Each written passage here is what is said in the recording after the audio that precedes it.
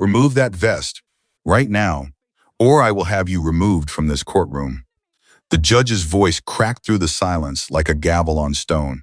Sarah Hayes didn't flinch, didn't blink, didn't move. She stood there in her Iron Saints leather vest patches earned through blood, and years of showing up when nobody else would, and she looked that judge dead in the eye. And she said quietly, with every ounce of calm she had ever built, if this story moves you, subscribe to our channel and follow Victoria's journey all the way to the end. Leave a comment telling us what city you're watching from. I want to see how far this story travels. Moments in a person's life that arrive without warning.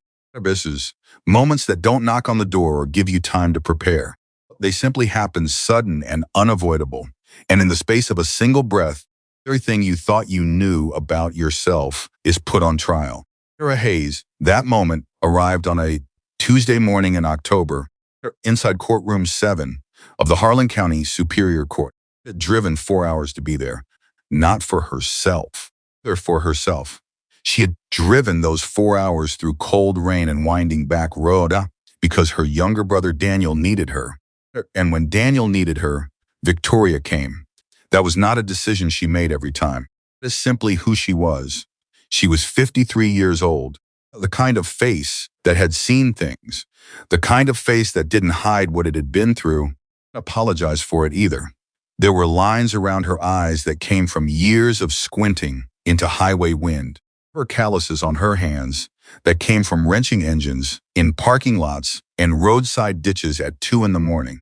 And there was a scar along her left forearm and thin now, they're visible, that came from the night she reached through the shattered window of a burning Chevy and pulled a man she had never met out before the fuel tank went. She didn't think about that scar often. She never mentioned it. It was simply part of her, like everything else. She walked into courtroom 7 wearing her Iron Saints vest, black leather, weathered and soft from years of use. There's on both sides, some earned through ceremony, some through sheer survival. The center patch on the back was the chapter crest, Southern Cross with wings, old-style lettering, the kind of image that meant something specific to the people who wore it and something entirely different to the people who had only ever read about it in newspapers. She sat down in the gallery beside a woman named Ruth, who was Daniel's neighbor and had driven up to support him.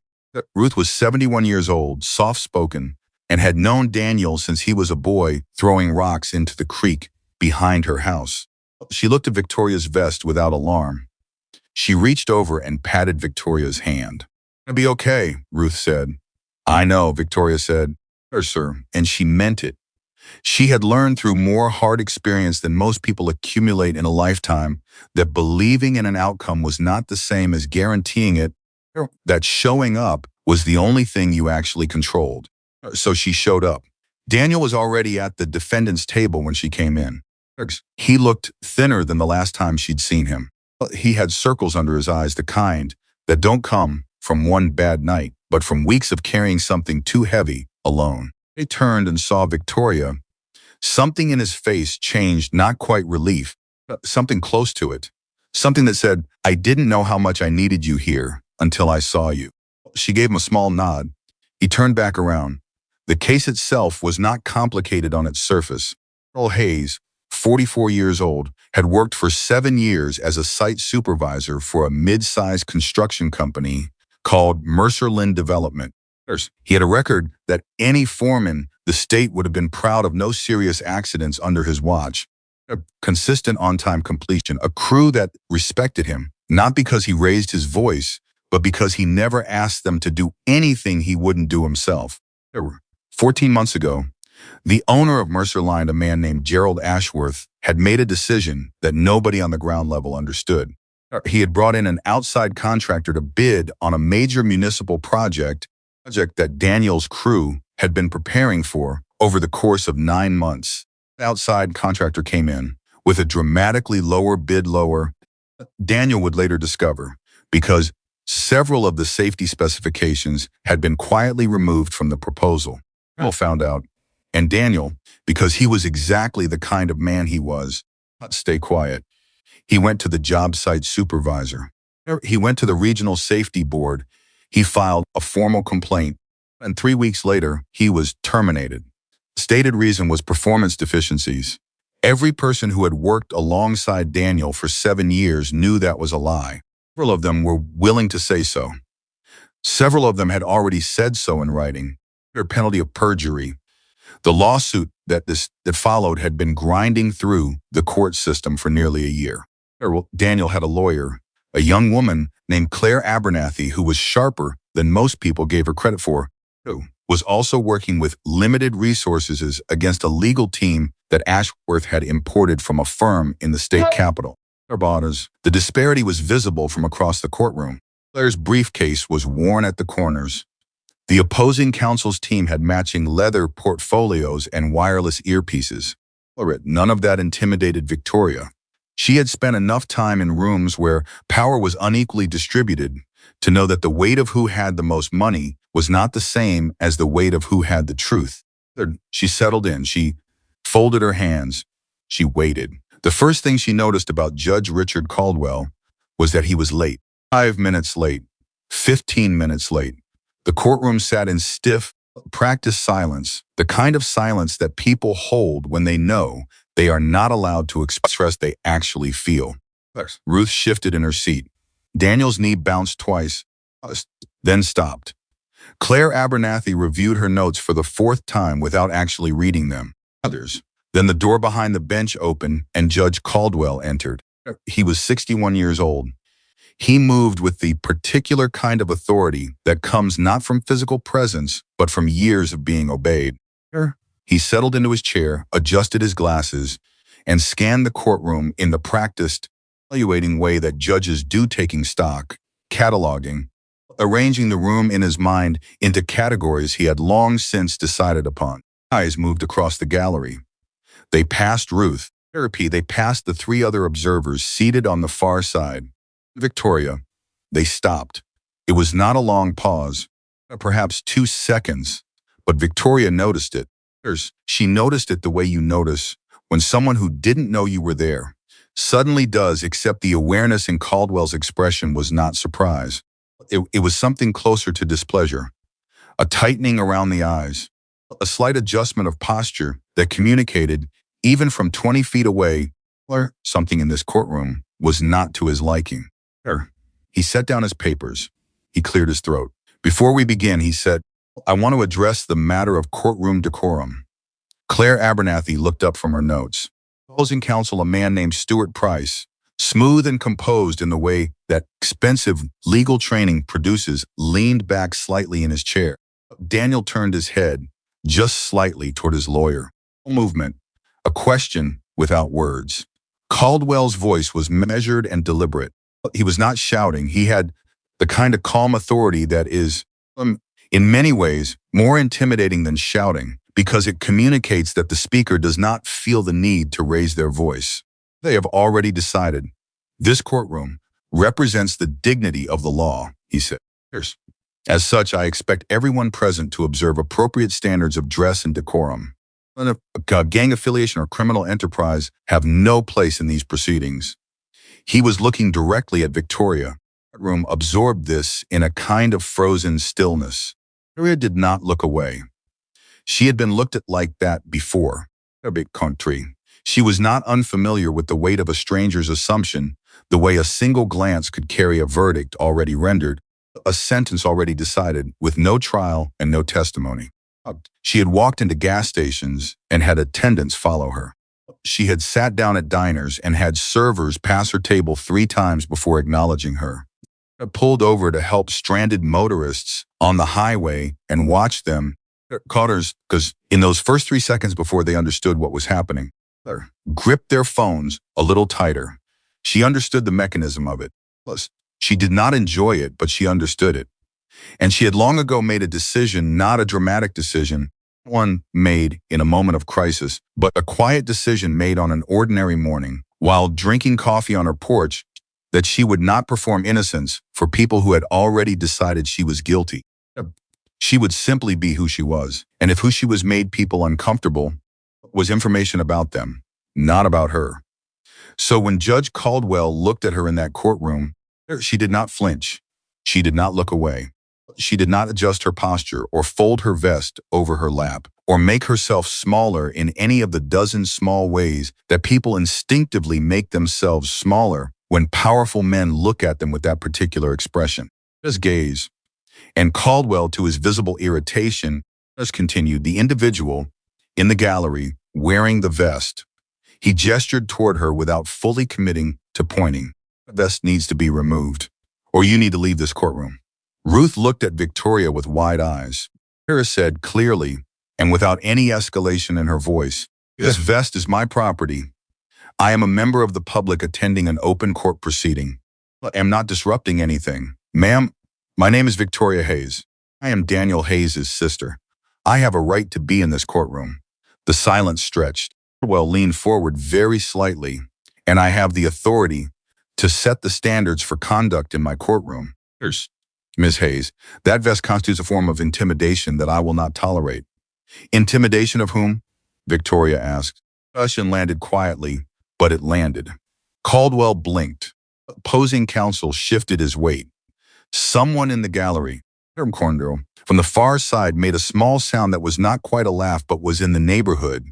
"If," Caldwell said, turning toward the officer stationed near the door, "please ask the individual in the gallery to comply. Escort her out." The bailiff, a man named Officer Terry Marsh, who had been working this courtroom for 11 years and had seen a great many things, walked toward Victoria with the careful step of someone who is doing exactly what they were told to do and is not entirely comfortable doing it. He stopped in front of her. He was a large man, broad through the shoulders, the kind of calm face that comes from years of practice. At Victoria, she looked at him. "Ma'am," he said quietly, "I wanted to ask you to remove the vest, just for the duration of the hearing." Victoria looked at him for a long moment. Then she looked at Daniel, who had turned around in his seat and whose face was a complicated map of fear and guilt and something approaching anger on her behalf. She looked back at Marsh. "Is there a written policy," she said carefully, "that prohibits club insignia in this courtroom? A posted rule? A standing order? Anything in writing?" Marsh opened his mouth. Closed it. "Because if there is," Victoria continued, "I would like to see it. Right now. Before I comply with anything." Marsh turned and looked back at the judge. Caldwell's jaw was set. "Remove the vest," Caldwell said, "or I will find you in contempt." The word contempt has a specific legal weight. It is not merely an insult. It is a mechanism of power, the court's ability to impose consequences for resistance, noncompliance, for the refusal to submit. It is the legal system saying, "On these walls, I decide." Victoria knew what contempt meant. She was not unfamiliar with the word or its implications. And for a moment, a real moment, not a performed, one, she felt the full weight of it pressing on her chest. Because she was not here for herself. She was here for Daniel. Every second that this confrontation continued was a second that Daniel's case was being overshadowed by something that had nothing to do with the 7 years he had worked with integrity, the safety violations he had reported, or the termination that had stripped him of his livelihood and left him fighting alone against a man with unlimited resources. About that, she thought about Daniel's face when she walked in, about what it meant to show up, and then she thought about what it meant to surrender something that wasn't yours to give away. Iron Saint's patch on her back was not decorative, not a fashion choice. It was not an attitude or an affectation or a pose. It was the record of her life, the chapter she had lived, she had stood beside, the promises she had kept in the specific language that her community used to mark what mattered. To remove it because a man in a robe had decided, in the space of 2 seconds, that it made him uncomfortable, that was not compliance. That was erasure. She took a breath. She looked toward Caldwell. "Judge," she said, "I respect this court. I respect the law. I am not going to remove something that is mine because you have decided to be uncomfortable with who I am before you know a single thing about me. If that means contempt, then that's what it means." The silence in courtroom 7 was the kind of silence that has mass. Caldwell's face was very still. And then he said 3 words. "Remove it." What happened next happened slowly, and it happened in front of everyone. Officer Marsh approached Victoria again. Up. Not aggressively, not with any movement that could be described as threatening, but with the simple dignity of a person who is going to face what is coming standing up rather than sitting down. Marsh reached toward the vest. Victoria let him take it. Not because she had surrendered, because she understood with the kind of clarity that comes not from legal training, but from life experience, that there are moments when the most powerful thing you can do is let someone show the room exactly who they are. She let Marsh take that vest from her shoulders. She let it happen in full view of every person in that courtroom.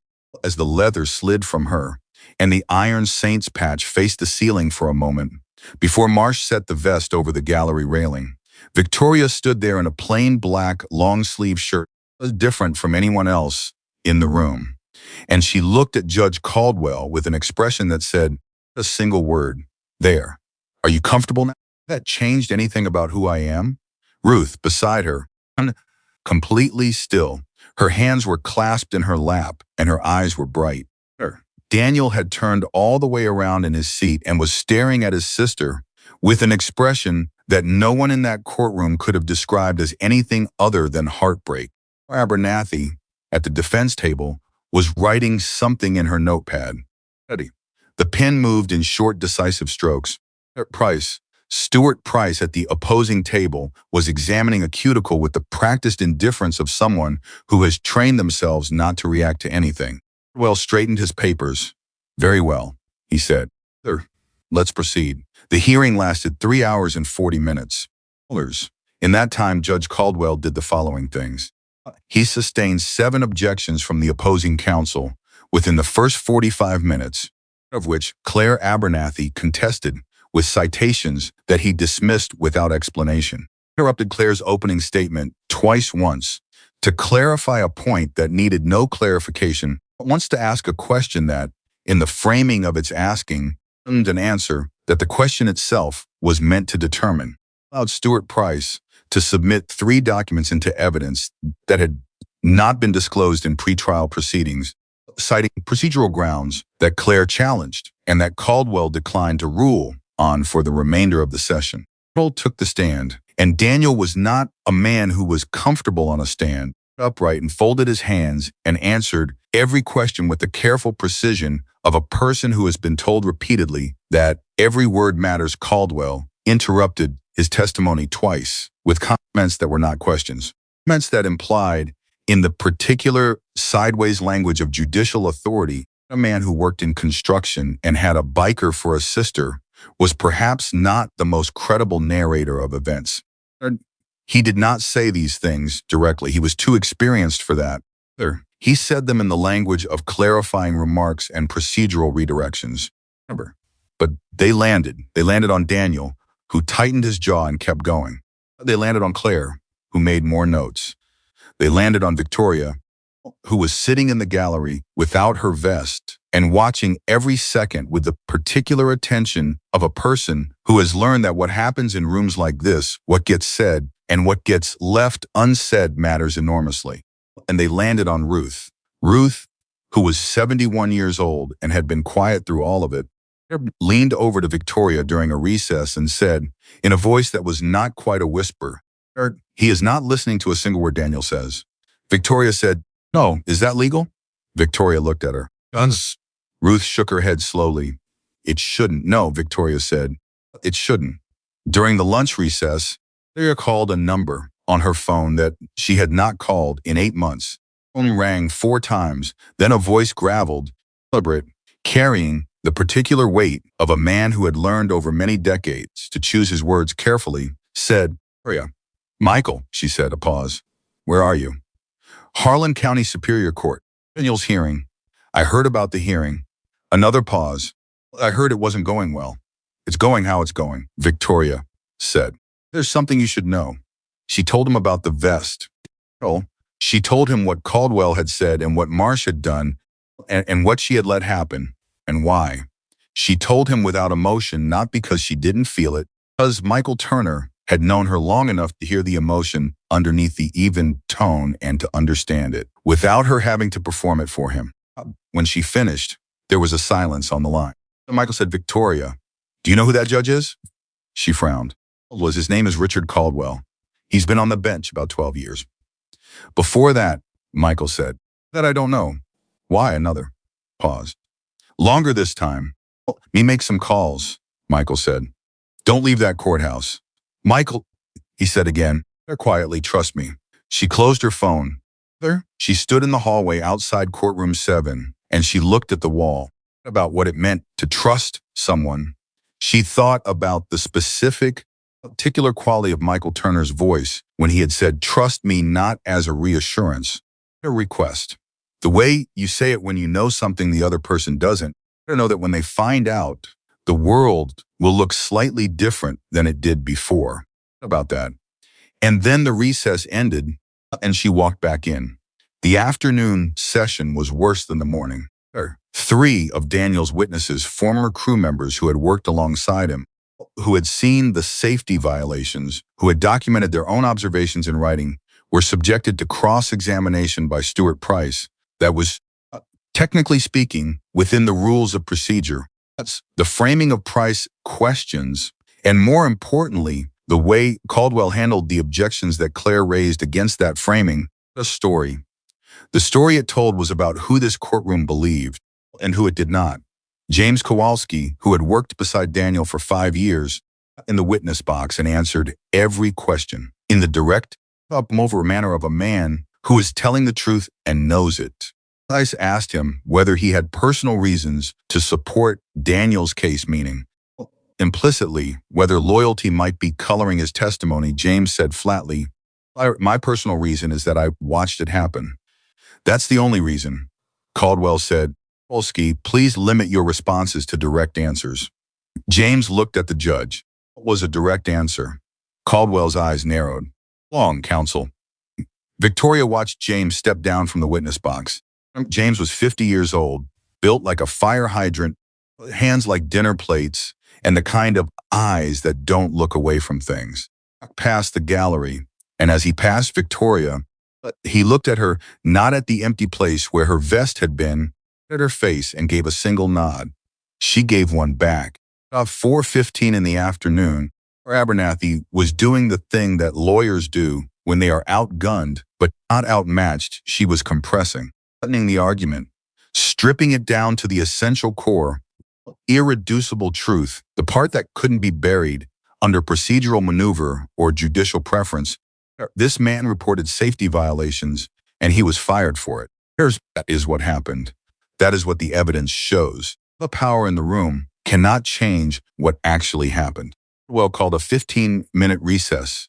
Victoria stood up and walked into the hallway. Out her phone. There was a message from Michael Turner, sent 11 minutes ago. It said, on my way. Don't let it close before I get there. She stared at the message for a long time. Then she went back into the courtroom. She sat down next to Ruth. Ruth said very quietly, something's about to happen. Victoria said, yes. Good or bad? Victoria thought about Michael's voice, about the particular quality of what he hadn't said, the gap in the conversation where the thing he knew should have been, if he had chosen to say it. Something true, Victoria said. And they waited. The courtroom doors opened at 4:47 in the afternoon. Everyone heard them open. The sound carried the specific sound of the large double doors of a formal courtroom, heavier than ordinary doors, designed to signal the threshold between the ordinary world and the institutional one. Arouse. In the middle of Stuart Price's summation, the sound of those doors opening pulled every eye in the room toward the back. Turner stood in the doorway. He was 68 years old. He was not a large man in the way that intimidates through physical mass. He was lean, with close-cropped gray hair, and the particular stillness of someone who has not needed to prove anything to anyone in a very long time. Button-down shirt, clean jeans, no vest. I left the vest in the car because he understood with the particular intelligence of a man who has navigated impossible rooms for 40 years that this was not the moment for the vest. To the gallery and sat down, not beside Victoria. Across the aisle on the far side, 2 rows back. He looked at the judge. Well, looked at him. Something passed between them in that look that Victoria couldn't entirely name, a flicker of something in Caldwell's expression that was not quite recognition, but was in the neighborhood of it. Something that said, I have seen something like you before. Something unresolved. Ice continued his summation with the practiced composure of someone who has trained himself not to react to the unexpected. His cadence was slightly off, a beat too deliberate. Part of his attention had been redirected. Victoria watched Michael, watched Caldwell, and Victoria understood that something that had been moving toward this courtroom for a very long time had just arrived. Caldwell called a short recess before closing arguments. Stood up and spoke, not loudly, not aggressively, in the measured, direct tone of a man who has chosen his moment with care. Judge, he said, before you continue, I need to say something for the record. Caldwell looked at him over his glasses. Sir, you are not a party to this proceeding. I know that, Michael said. I'm asking for 1 minute. As a member of the public, open courtroom. The room held its breath. Caldwell, a pause, said, 1 minute.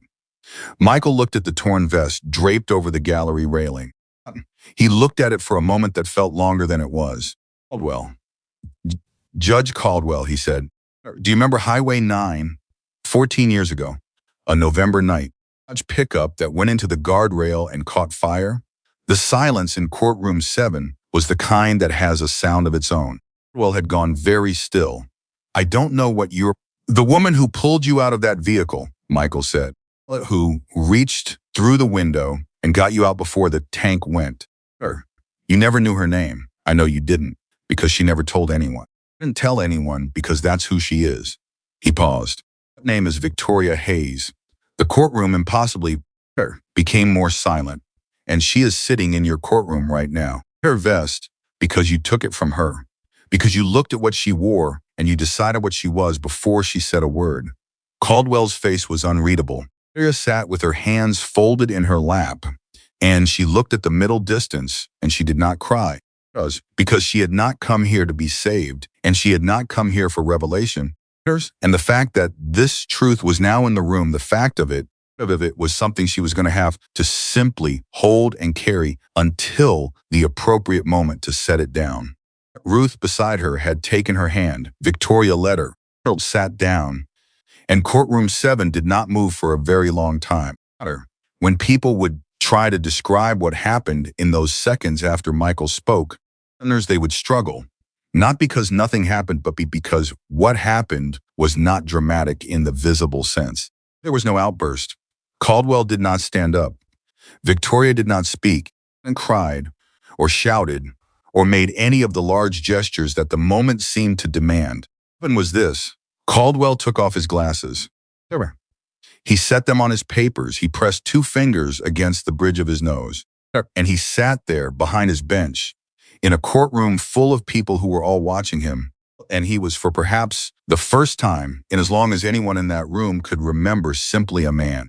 A judge, not an authority, not the final word on what was and wasn't acceptable in this space. A man who was sitting with the full weight of what he had just learned.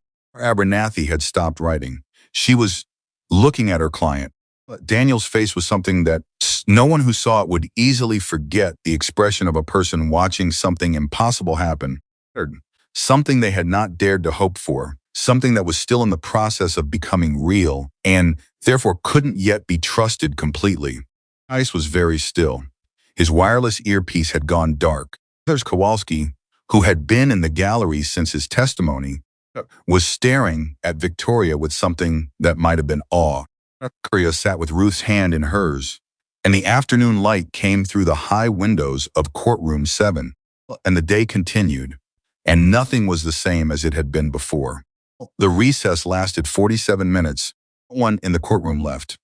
Not one person, not the bailiff, who stood near the door with his hands clasped and his eyes on the middle distance. Not 3 other gallery observers who had come for reasons of their own and found themselves inside something much larger. Ruth, who had come to support Daniel and who was now sitting in a history she hadn't expected. Well, returned from the recess, he sat down. He did not immediately speak. He picked up his glasses. Come on. He looked at his papers. He set them aside. Then he looked up. I'm going to say something, he said. I do not say often. And I'm going to say it in this courtroom because this is where it needs to be said. Claire Abernathy set down her pen. I made a judgment this morning that was not a legal judgment, Caldwell said. A personal one, and I was wrong. He paused. Guys, the vest will be returned to you. He looked at Officer Marsh. Marsh picked up the Iron Saints vest from the railing, looked across the courtroom. He handed it carefully. She took it. She looked at it for a moment, and then she put it back on. And the room, almost without deciding to, followed. The closing arguments that followed lasted 40 minutes. Abernathy's closing was 18 minutes long and was, by the account of everyone present, the clearest and most precise she had ever delivered. It was as if something in the room had shifted, some stubborn weight had been moved. Everything that came after, it could move more freely. Caldwell's ruling, when it came, was not immediate. He reserved judgment as judges do, citing the need to review the record. The way he listened to the remainder of the proceedings, the particular quality of his attention, the fullness with which he received what was said, was different from the morning. Transformed, not magical, not the stuff of easy resolution. Different. The kind of different that happens when a person is forced, without choosing it, to sit with the full dimensions of someone they had reduced. Daniel walked out of that courthouse at 7:15 in the evening with Claire Abernathy beside him. Then he found his sister standing on the courthouse steps in her vest. The evening air, cold and clear around her, and he stood in front of her, and he didn't say anything for a moment because there was too much to say and no good place to start. So, you never told me. Told you what? The highway. 13 years ago, you saved that man's life. Victoria looked at him. I saved a man's life 14 years ago. I didn't know he'd end up being anyone's judge. Daniel shook his head slowly. How do you not tell someone that?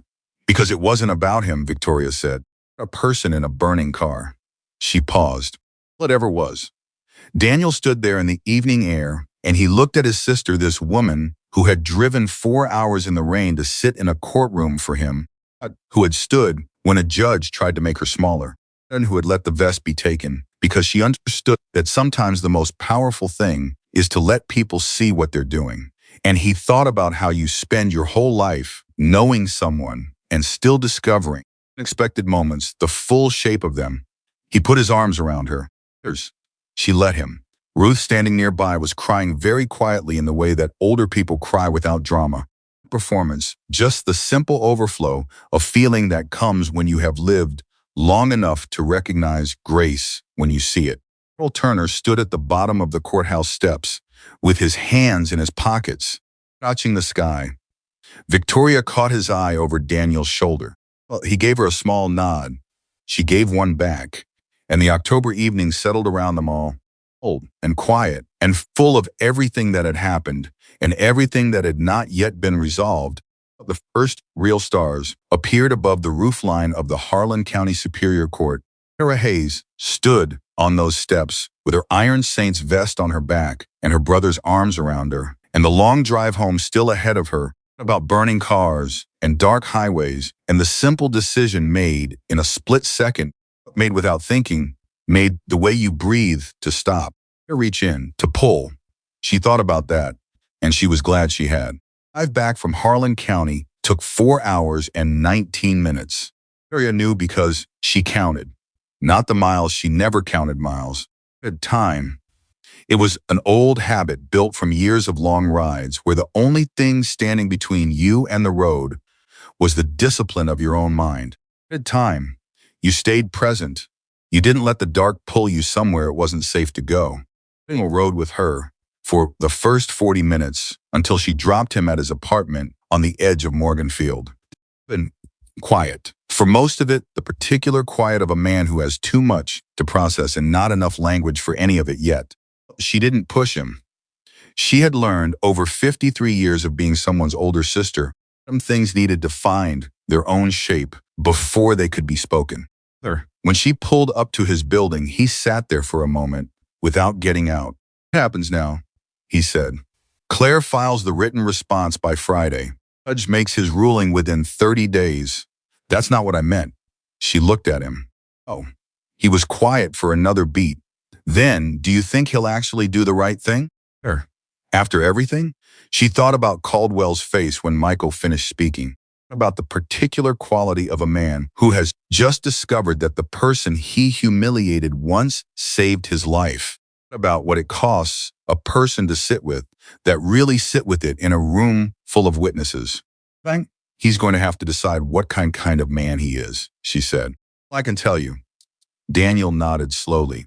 Sure. He opened the door. He got out.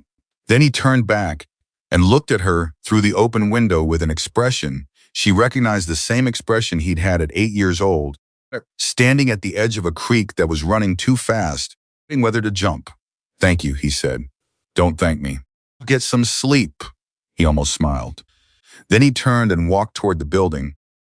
She watched him until he was through the door, and then she pulled out and pointed herself toward home. She had been driving for 20 minutes when her phone rang through the car speakers. Their display said Michael T. She picked up.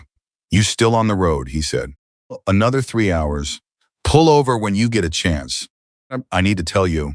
There's something I need to tell you that I shouldn't say while you're driving. She felt something shift in her chest. Not fear exactly, the anticipation of weight. Tell me now, pause. Yeah. Michael, tell me. He exhaled. The case against Daniel. Some calls this afternoon while you were in the courtroom. Of calls I don't make often. I know what kind of calls you make. Gerald Ashworth, the man Daniel, reported he has a relationship with Caldwell that goes back 9 years. A friendship, a financial one. Ashworth's company contributed to a political fund that supported Caldwell's re-election to the bench, significantly, multiple times. She kept her eyes on the road and said nothing. There are 3 other cases. Michael continued. In the last 4 years, Caldwell ruled against plaintiffs who were suing Ashworth-connected entities. 3 cases, 3 losses, all on procedural grounds. Abernathy, your brother's lawyer, she's good. She found 2 of them already. She didn't have the 3rd one until tonight. Who gave it to her? Someone who's been waiting a long time for someone to ask the right question. Victoria drove. It was dark and straight, and the headlights carved a clean line through it. About 3 cases. 3 people who had walked into a courtroom and lost, not because the facts were against them, but because the room was arranged against them before they arrived. About what that meant. She thought about how many people had sat in courtroom 7 with their hands folded and their evidence prepared and their trust in the process intact. That trust had been quietly, procedurally, visibly violated. Is this enough, she said. For what? For something to happen, something to actually change. Michael was quiet for a moment.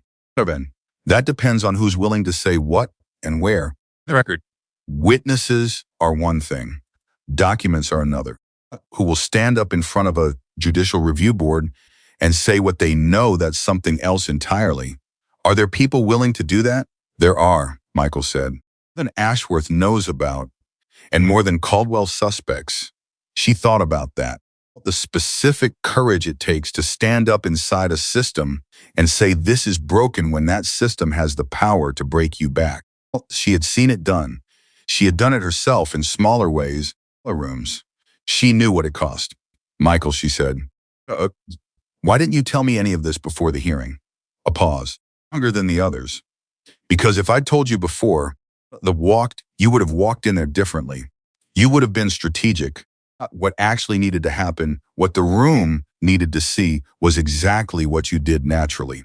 Being who you are. Him showing you exactly who he is. Of witnesses. He paused. I needed the real thing, not a performance of it.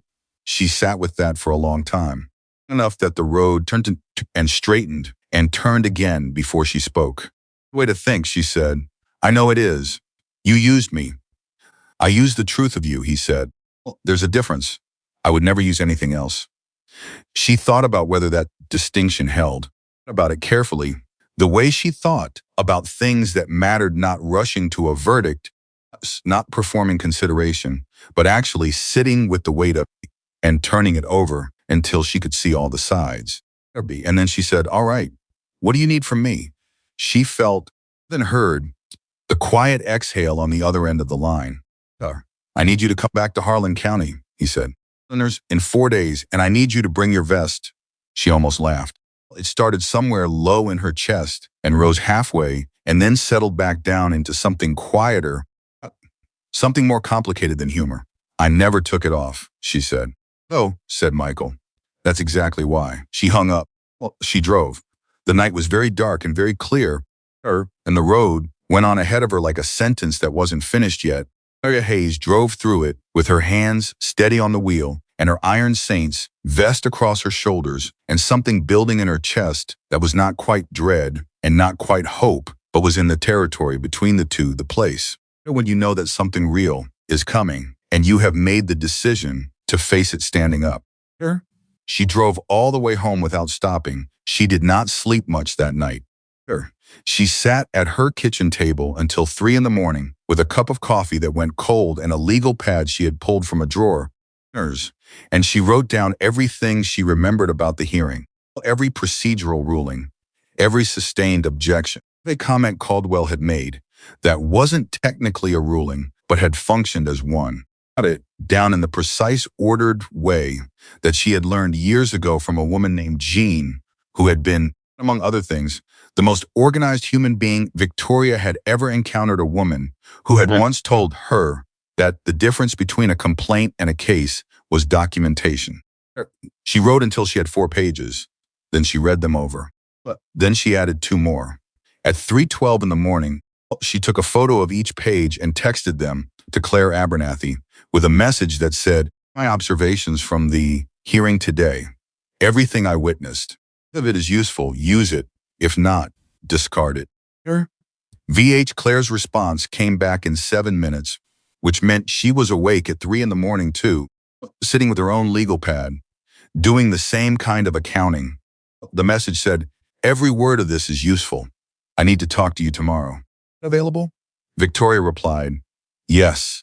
She set down her phone and finished her cold coffee and thought about 3 cases and 3 people who had needed a fair hearing and hadn't gotten one. About them specifically not as abstractions, as a number, but as people. People who had sat where Daniel sat, who had felt what Daniel felt, who had walked out of that courthouse carrying something they couldn't put down. About whether any of them knew yet that their cases were about to matter in a way they hadn't before. To bed at 4 in the morning. She was up at 6:30.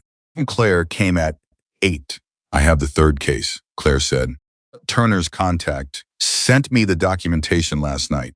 Named Sandra Okafor. She sued an Ashworth subsidiary 3 years ago over a wrongful eviction. Her family had lived in a building for 11 years. The company acquired it, and she was the only tenant who contested the terms. Well, dismissed her case on a procedural technicality that, according to 2 other judges I've spoken to this morning, have applied to her situation. Victoria listened. "Sarah has documentation," Claire continued. "She has everything. Everything, every letter, every filing, every ruling. There is an attorney, and her daughter has been looking for the right moment to bring this back for 2 years." Claire's voice was tight and precise in the way it got when she was moving fast through something that mattered. "That moment might be now." "What do you need from me?"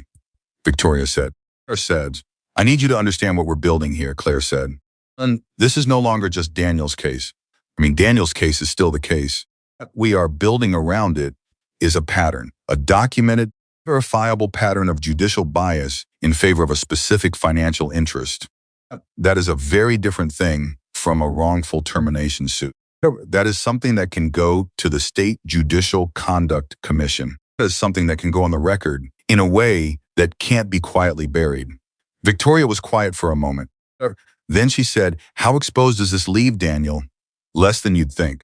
Because if the pattern holds, and I believe it holds, then Daniel's case stops being a single employment dispute and starts being Exhibit A in a much larger argument.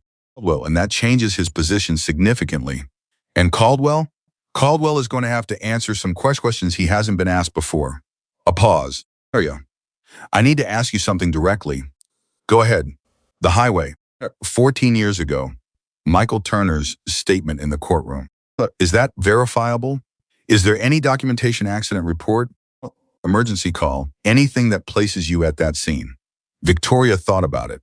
About the night in question, the rain, guardrail, the smell of fuel, the man's voice when she got him out, and he was breathing and alive, and she was already walking back to her bike. She had not given her name. She had not called 911. Someone else had already done that. She could hear the sirens coming. She had simply done what she came to do and left. Maybe an accident report, she said. I don't know if my name is on it. I don't know if anyone who was there saw me clearly enough to identify me. She paused. Does that matter? For the legal argument? It matters for the human argument, Claire said. And in front of a conduct commission, the human argument matters more than people think. We'll work with what we have. All right, there's one more thing. Claire's voice shifted slightly, not less professional, but careful. The way a voice gets when it's approaching something it knows will land hard. Harold Ashworth knows about yesterday, about what happened in the courtroom. Michael Turner's statement. Victoria felt something go still in her. How does he know? Because Caldwell called him. Last night after the session.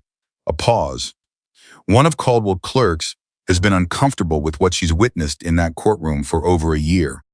She notified a contact of hers, a journalist, after yesterday's hearing.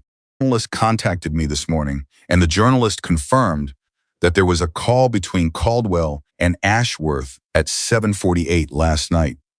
Victoria thought about that, about what it meant that a judge, after the kind of day courtroom 7 had seen, picked up the phone and called the man. His rulings had repeatedly benefited, about what that call had probably sounded like, about what two men say to each other when they realize the room is no longer arranged the way they thought it was.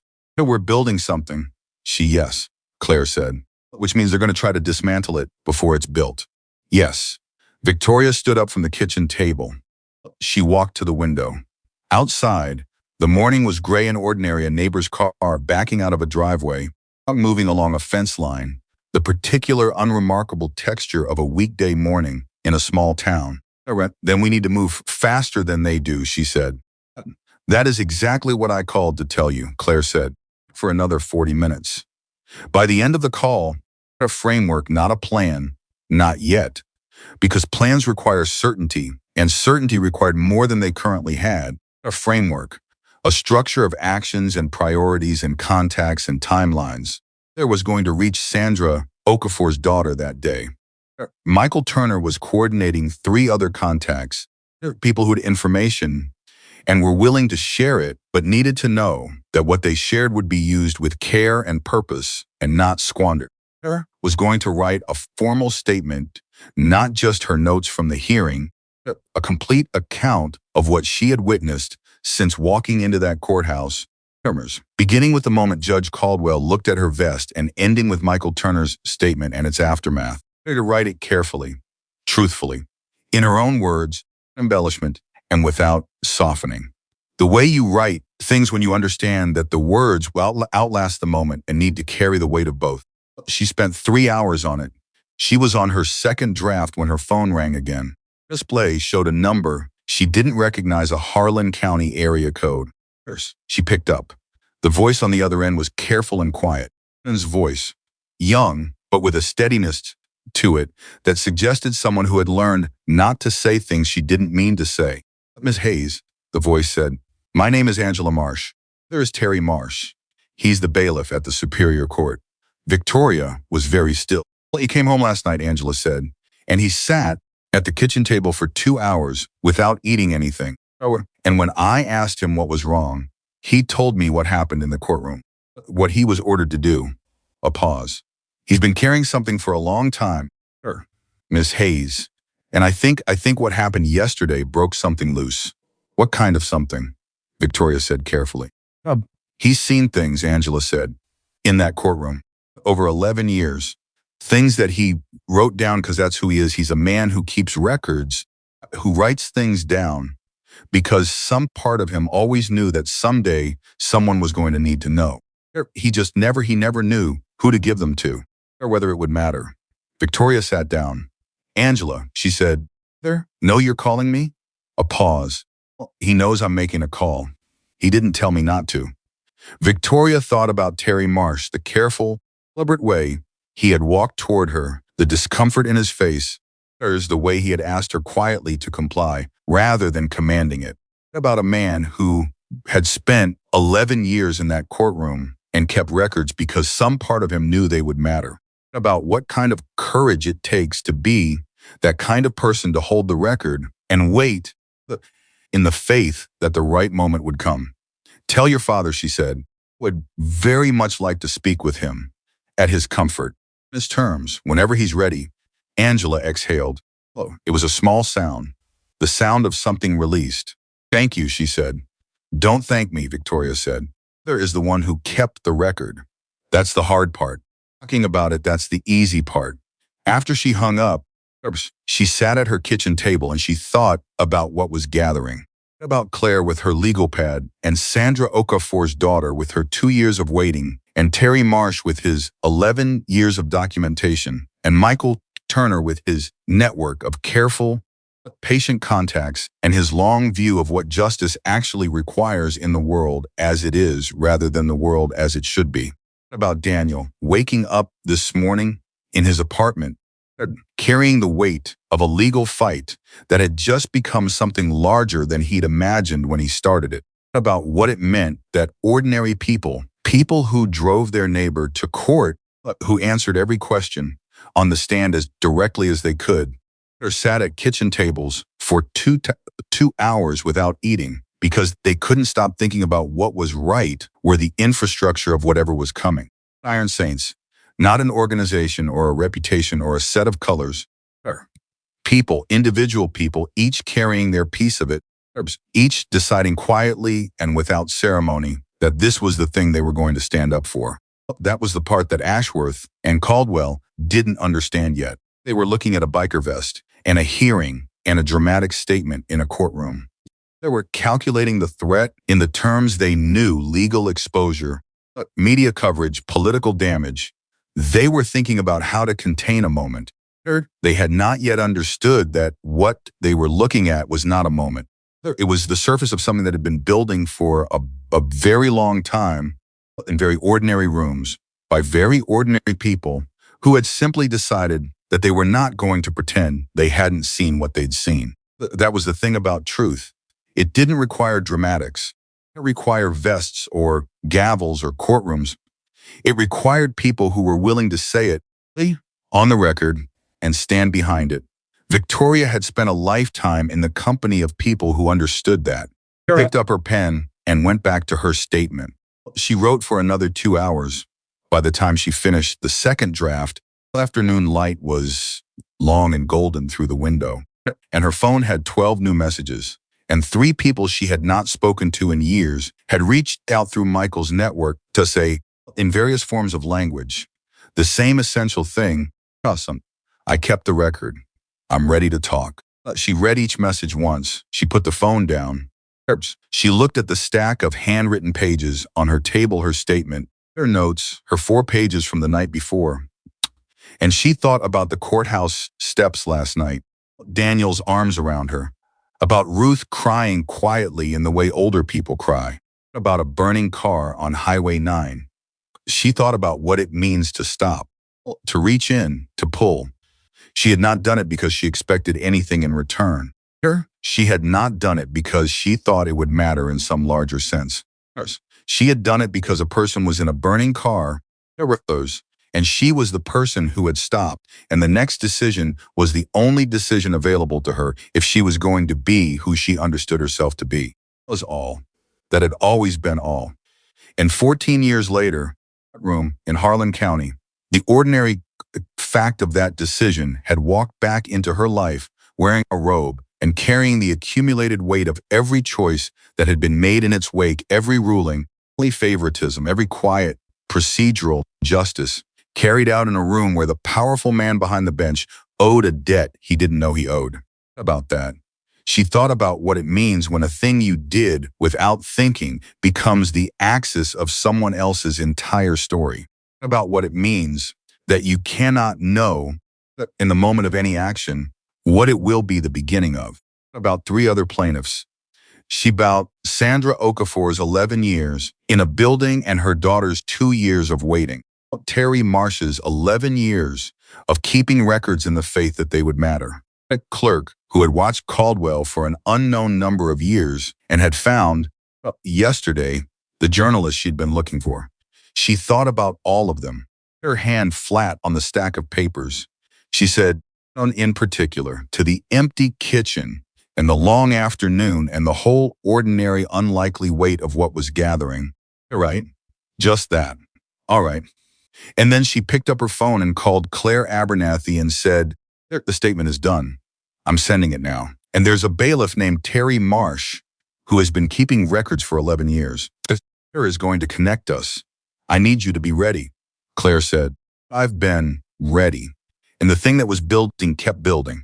It was not finished, not even close. Terry Marsh arrived at the diner on Route 7 at exactly 8 in the morning, 3 days after the hearing. He was early. Victoria was earlier. She had been sitting in the corner booth for 20 minutes, drinking black coffee and watching the door, because that was how she operated in situations she didn't fully control. Yet she arrived first, or oriented herself. She made sure she could see the room. Old habit, the kind that keeps you alive on long rides through unfamiliar territory. When Marsh walked in, she recognized him immediately. He was still in civilian clothes, a flannel shirt, jeans, work boots. But he carried himself the way people do when they have spent a decade in a position of institutional authority. Their back, measured steps, eyes that moved across a room and cataloged it before the rest of him arrived. He walked over. He sat down across from her without extending his hand first, which she noted not as rudeness, but as the behavior of a man who was choosing his gestures carefully this morning. Hayes, he said. Victoria, she said. Please. He nodded. Waitress came. He ordered coffee, black. When she left, both hands flat on the table, and looked at Victoria with the expression of a man who has been rehearsing something for days and has now arrived at the moment where the rehearsal ends and the real thing begins. I owe you an apology, he said. You don't, she said. I do. What I did in that courtroom. You followed an order from a judge, Victoria said. You did it as respectfully as anyone could have, and you were clearly uncomfortable doing it. She paused. The apology I would actually value from you is not about the vest. What your daughter told me you've been keeping. He looked at her for a long moment. Then he reached into the inside pocket of his flannel shirt and produced a folded envelope. He set it on the table between them. He didn't push it toward her. He just set it there, like an object whose meaning both of them understood. 10 years, he said. Every incident I considered irregular. Every ruling that made me look twice. Every time someone walked out of that courtroom, and I thought that wasn't right. That wasn't fair. That wasn't what that room is supposed to do. He looked at the envelope, wrote them down the same day, every time. Because my father was a man who believed that if you saw something wrong and you didn't write it down, already halfway to pretending you hadn't seen it. Victoria looked at the envelope. Didn't reach for it yet. How many incidents? She said. Log 37. He said it without drama. A measurement. Some of them are minor. Tone. Framing the kind of thing you can't prove, but you know. 11 of them are documented in a way that goes beyond my personal observation.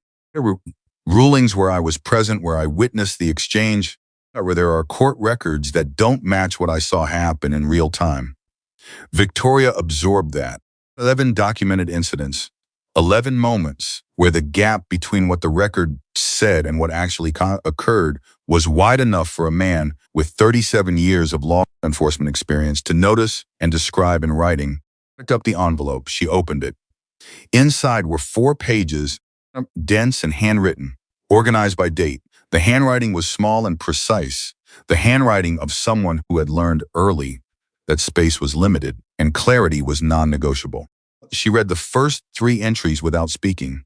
When she looked up, Marsh was watching her with the expression of a man waiting for a diagnosis. Terry, she said, I need to ask you something direct. Go ahead. Are you prepared for what happens when this becomes part of a formal proceeding? To you personally, to your position, to what it means for a man who has worked in that courthouse to submit something like this. He was quiet for a moment. The quiet of uncertainty, the quiet of a man who has already made the decision and is simply letting the question finish before he answers it. Claire asked me the same thing, he said. Last night, sat at the kitchen table for 2 hours and she asked me every version of that question she could think of. What did you tell her? I told her what my father told me. The cost to seeing something wrong and staying quiet, cost to seeing something wrong and speaking up, and that the second cost is the only one you can live with. He picked up his coffee. I've been paying the first cost for 11 years. Done with it. Victoria looked at him. She thought about what it takes, the specific, yet unglamorous courage it takes to be a person who keeps records in a drawer for 11 years in the faith that they will matter. The courage of a dramatic moment, the courage of ordinary persistence, courage of not forgetting. All right, she said. I'm going to connect you with Claire Abernathy today. She's Daniel's attorney. And Terry, she paused. What you've put in here, what you've kept, it matters. You need to know that. He nodded once. He drank his coffee. He did not look relieved. He looked like a man who has set down something heavy and is still feeling the absence of the weight in his hands. They're still getting used to what it feels like to have it gone. Stayed for another hour. Victoria asked questions and Marsh answered them in the precise, economical way of a man, accustomed to witness statements, no elaboration that wasn't asked for, omission of anything that was. By the time she left the diner, she had filled 6 pages of her own notepad, and Marsh had agreed to meet with Claire the following morning. She sat in her car for a moment before starting it. 37 incidents, 11 documented, and a clerk who had already spoken to a journalist, and a woman named Sandra Okafor, whose daughter had been waiting 2 years for exactly this. There's and a network of contacts that Michael Turner had spent decades building precisely for moments when the weight of a single person wasn't enough. Michael. He picked up on the first ring. Marsh has documentation going back 11 years, she said. 37 incidents, 11 with corroborating records. He's meeting Claire tomorrow. Silence on the other end. Then 11 years. Yeah, Victoria. His voice was different. Shocked. Michael Turner had not been shocked by human behavior in a very long time, but something close to reverent. Of a man recognizing the weight of something. That man has been carrying that for 11 years. I know. He seemed like someone who was ready, she said. Like he'd been ready for a while and just needed someone to walk through the door. Michael was quiet for a moment. Then Ashworth made a move this morning. She went still. Out of move. He filed a motion through his attorneys challenging the validity of continuing Daniel's case, procedural grounds from the original filing. A stalling tactic, any judge would see through it, but it forces Claire to respond within 72 hours, which means she's spending 72 hours on paperwork instead of on building what we're building. Victoria thought about that, about the rhythm of it, the calculated deployment of procedural weight to absorb the other side's momentum. A defensive move. It was a message. I know what you're doing. I can make it cost you. Can Claire handle both, she said. Claire can handle both, Michael said, but she shouldn't have to alone. I'm sending someone to help her tonight. A man named Devin Reyes. He was a senior partner at a firm in Columbus before he retired, and he has more experience with judicial conduct proceedings than anyone I know. He's been looking for something worth his time for 2 years. Does he know what he's walking into? I gave him the outline last night. He called me back in 20 minutes and said yes. A pause. Devin Reyes doesn't say yes in 20 minutes. He thinks for weeks. What you started in that courtroom, what Marsh has been keeping, Sandra Okafor's daughter has been waiting to use. Devin recognizes it for what it is. What is it? A case that can actually change something, Michael said simply. Just for Daniel. For every person who walked into that courtroom and walked out carrying something that wasn't theirs to carry. She started the car out of the diner parking lot and onto Route T7, and she drove north toward Harlan County because there was nowhere else to go and nothing else to do but go toward it. She said, I'm going back to the courthouse. I know, Michael said. I figured, are you coming? Already on my way. She hung up. She drove, and the thing that had been building kept building. First. Faster now, with the particular acceleration of something that has found its shape and knows where it's going. She was 40 minutes out from Harlan County when Claire Abernathy called. It's Worth's motion, Claire said, without preamble. I've seen it, Michael told me. It's procedurally weak and they know it. That's not actually what it is. Claire's voice was precise and fast. She was thinking at full speed.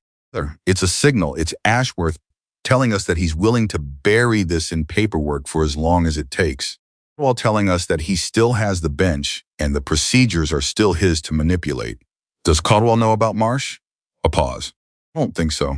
Not yet. The meeting was private. Your contact was careful, and Marsh has not communicated with anyone at the courthouse since the hearing.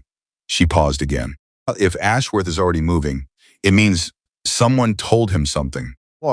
Which means there's a leak somewhere. Where? I don't know yet. That's what worries me. Victoria thought about the clerk who had spoken to the journalist, and how many people a journalist talks to before a story goes anywhere. About the particular porous nature of information in a small county where everyone knew everyone, and the circles of connection were tight enough that a whisper in the right place could travel to the wrong ears in hours. Is the journalist going to move before we're ready, she said. I spoke to her this morning, Claire said. Her name is Petra Walsh, the Harlan County Ledger. She's been sitting on this story for 3 months, waiting for enough to print. She agreed to hold for another week if I give her a full briefing by Thursday. Can you brief her Thursday? With what Marsh has? With what Sandra Okafor's daughter is sending me today? Absolutely yes. Victoria pulled into the courthouse parking lot. Off the engine, she sat there for a moment in the particular stillness of a car that has just stopped moving. Claire, she said. Yeah. How does Daniel feel about all of this? This case becoming this?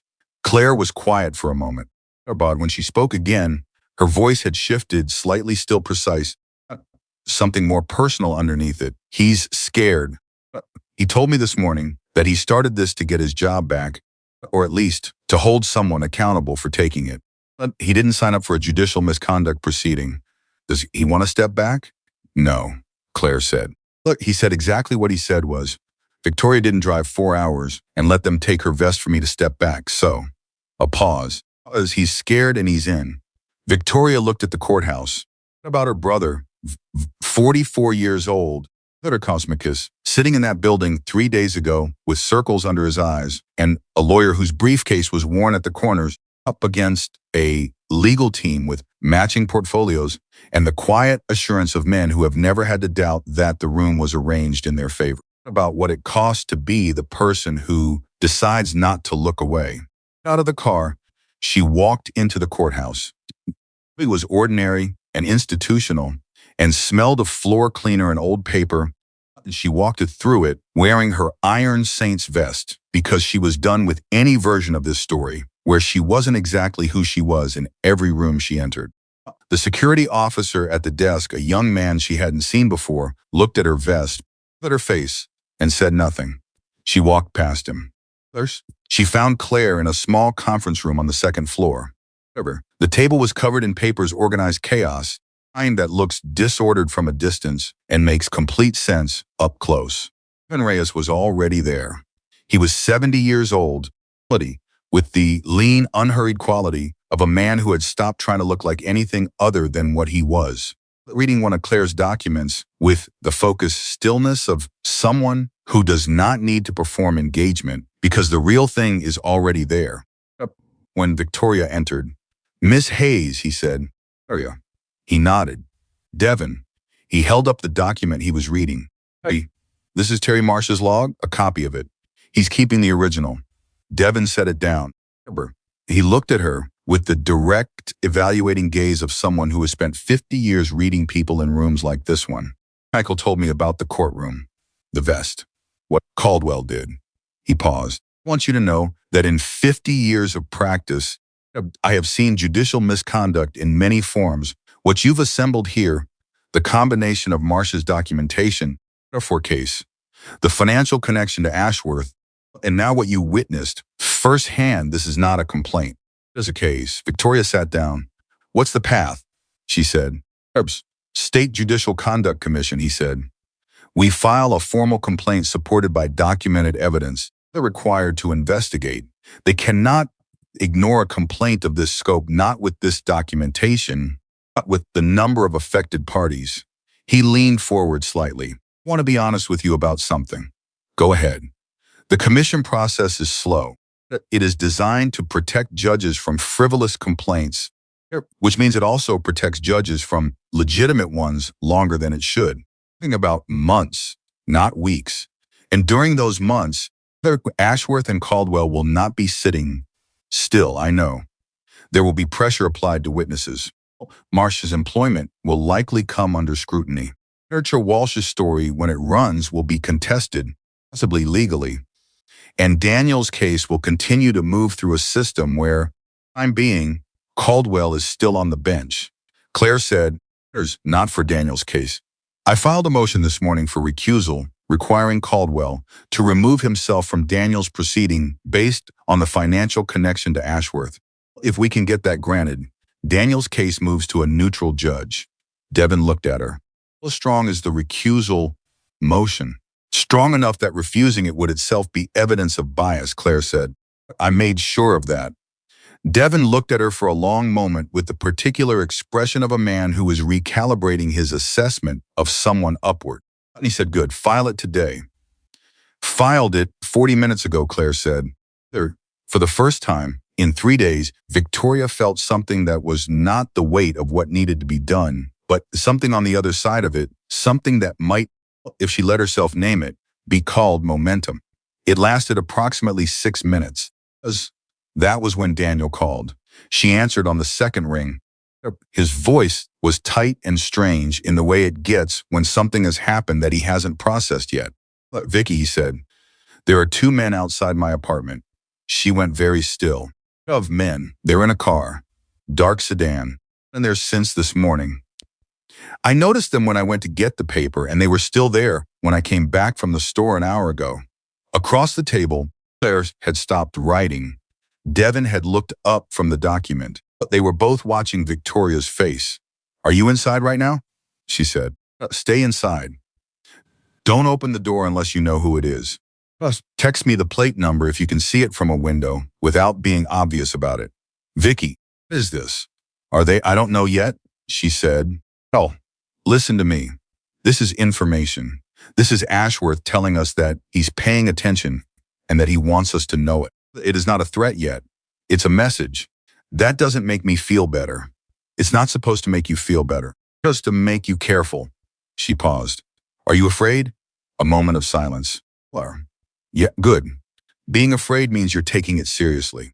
You're going to text me that plate, and then you're going to call Ruth and ask if you can stay with her tonight. Don't pack a bag that looks like a bag. Just go visit. You think they're going to... I think they're watching to see if we scatter, Victoria said. And we're not going to scatter, but I also don't want you alone in that apartment tonight. She hung up. She looked at Claire and Devin. Surveillance on Daniel, she said. Devin said, that was fast. Ashworth is scared, Claire said. And there was something in her voice when she said it, not satisfaction exactly. The recognition of something important. Scared people move fast and they move sloppy. If he's putting eyes on Daniel 2 days after a courtroom session, not thinking 3 moves ahead, he's reacting. Reacting men make mistakes, Devin said. Claire said, they do. Victoria stood up. Michael. When he answered, she said, Ashworth has people watching Daniel's apartment. I need someone on Daniel tonight. Someone I trust, Michael said. Pretty handled. He said it in the tone that meant he had been ahead of this, that he had anticipated it for it, arranged it before she thought to ask. No. A man named Curtis Webb. He did 20 years as a U. Marshal before he retired. He's been my neighbor for 6 years, and he owes me a favor he's been trying to repay for 4 of them. A pause. He'll be outside Daniel's building in 2 hours, Rick, and Ashworth's people will know he's there. That's the point. Not surveillance, presence. Victoria understood. It was not about hiding Daniel. This was about making visible the fact that Daniel had people, that the attempt to isolate and intimidate him had been seen and answered. that the men in the dark sedan would go back to Ashworth and report that someone was already there, already watching, already unbothered. It was a message returned. "Thank you," she said.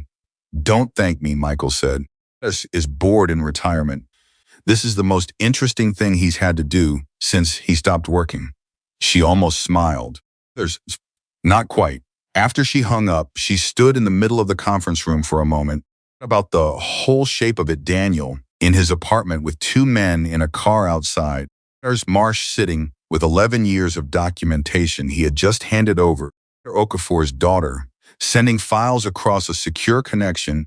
There's at the Harlan County Ledger sitting on a story that was getting bigger every hour. Evan Reyes reading through documents with the focused attention of a man who has found the case he'd been waiting 2 years to find. About Caldwell, she thought about what it must be like to be him this morning, to have spent 12 years in a position of unchallenged authority and to suddenly feel the ground shift beneath it. Have made a call last night to Ashworth and to know, on some level, that the call itself was an exposure. Who calls his financial backer the night after a courtroom revelation is a man who has confirmed, anyone watching, exactly what the relationship is, about what it costs a person to be the kind of person Caldwell had become. In a moment, not in a single corrupt decision, gradually, incrementally, one small accommodation at a time, one ruling that went the direction of convenience rather than truth, objections sustained that shouldn't have been, one plaintiff whose case was quietly buried under procedural weight because someone powerful had made a call. About how you get to 37 incidents over 11 years. Well, you get there 1 inch at a time. You get there by telling yourself each time that it's a small thing, a minor deviation, a single exception that doesn't define anything. And then one day, someone like Terry Marsh is sitting across from someone like Victoria Hayes in a diner on Route 7, putting an envelope on the table with 37 entries in it. Those small inches are standing up and being counted. About all of that. And then she stopped thinking about Caldwell, because thinking about Caldwell was not what the next several hours required. What the next several hours required was work, the specific, undramatic, essential work of building something that could stand up under weight. Just sat back down. She looked at Devin Race. "Show me what we need for the commission filing," she said. Turned a document toward her, and she leaned in, and the work began. They worked for 5 hours without stopping, except for coffee that Claire ordered from the vending machine down the hall. In those 5 hours, Sandra Okafor's daughter, whose name was Priya, had her mother's persistence and her own legal training and 2 years of barely contained determination sent 46 pages of documentation, organized by date and cross-referenced by case number, a letter that Devin read twice and then said quietly, "This is extraordinary." During those 5 hours, Terry Marsh called Claire twice to clarify entries in the log and to add 2 additional incidents that he had remembered overnight that he had not initially included. He sounded steadier on the second call than the first, the particular steadiness of a person who is no longer carrying something alone. During those 5 hours, Petra Walsh sent Claire an email informing her that she had independently confirmed 3 of the financial connections between Ashworth and Caldwell through public records, and that she was now in contact with a former clerk who had worked in Caldwell's courtroom 4 years ago and had left the position under circumstances she was ready to describe in detail. A former clerk, a current one, a different one, 4 years ago, which meant the pattern was not 11 years. It was older than that. It had been old when Marsh first started noticing it, and it had been building before he arrived, in a courtroom where no one had yet asked the right question to the right person at the right time. Now, when Claire read the email aloud, Devin stopped writing and looked at the ceiling for a long moment. Then he said, "We are going to need a bigger table." Claire laughed a short, light, unexpected sound that cut through the tension in the room like something being released. Victoria didn't laugh, but she felt it, the thing that wanted to, specific release of it. She held it in her chest and let it be what it was. At 6:15, Daniel texted her the plate number from the sedan. She forwarded it to Michael without comment. Michael's response came back in 8 minutes. Car was registered to a private security firm with offices in the state capital and a client list that included 3 of Ashworth's subsidiary companies. Police, not investigators with legal authority, but security, paid to watch and be seen watching. It meant Ashworth was still trying to use the language of intimidation, trying to make Daniel feel surrounded and exposed and alone, operating from the assumption that the people on the other side of this were people who could be made to feel that way. Or he had not yet understood who he was dealing with. Leah sent Daniel a text. Curtis Webb is there. Alone. Go to Ruth's. 3 minutes later. Perfect. Thank you. Then after another minute, is this going to be over? She looked at the message. She thought about what to say. About truth, the specific, complicated texture of it in this context. And she decided that what Daniel needed was not reassurance and not a timetable. What he needed was the same thing she had always given him, accuracy. She typed, I don't know when. But yes, she put the phone down. She looked at the table covered in documents. She looked at Claire on the phone with Priya Okafor, her voice low and focused. She looked at Devin, who was drafting language for the commission, filing with the particular unhurried concentration of a man who knows that words submitted to official proceedings have a life far beyond the moment of their writing. About what was assembled in this room. 11 years of a bailiff's documentation, 2 years of a daughter's waiting, 3 months of a journalist's investigation, 50 years of a retired attorney's experience, hours of a highway rescue that the rescued man never knew the name of.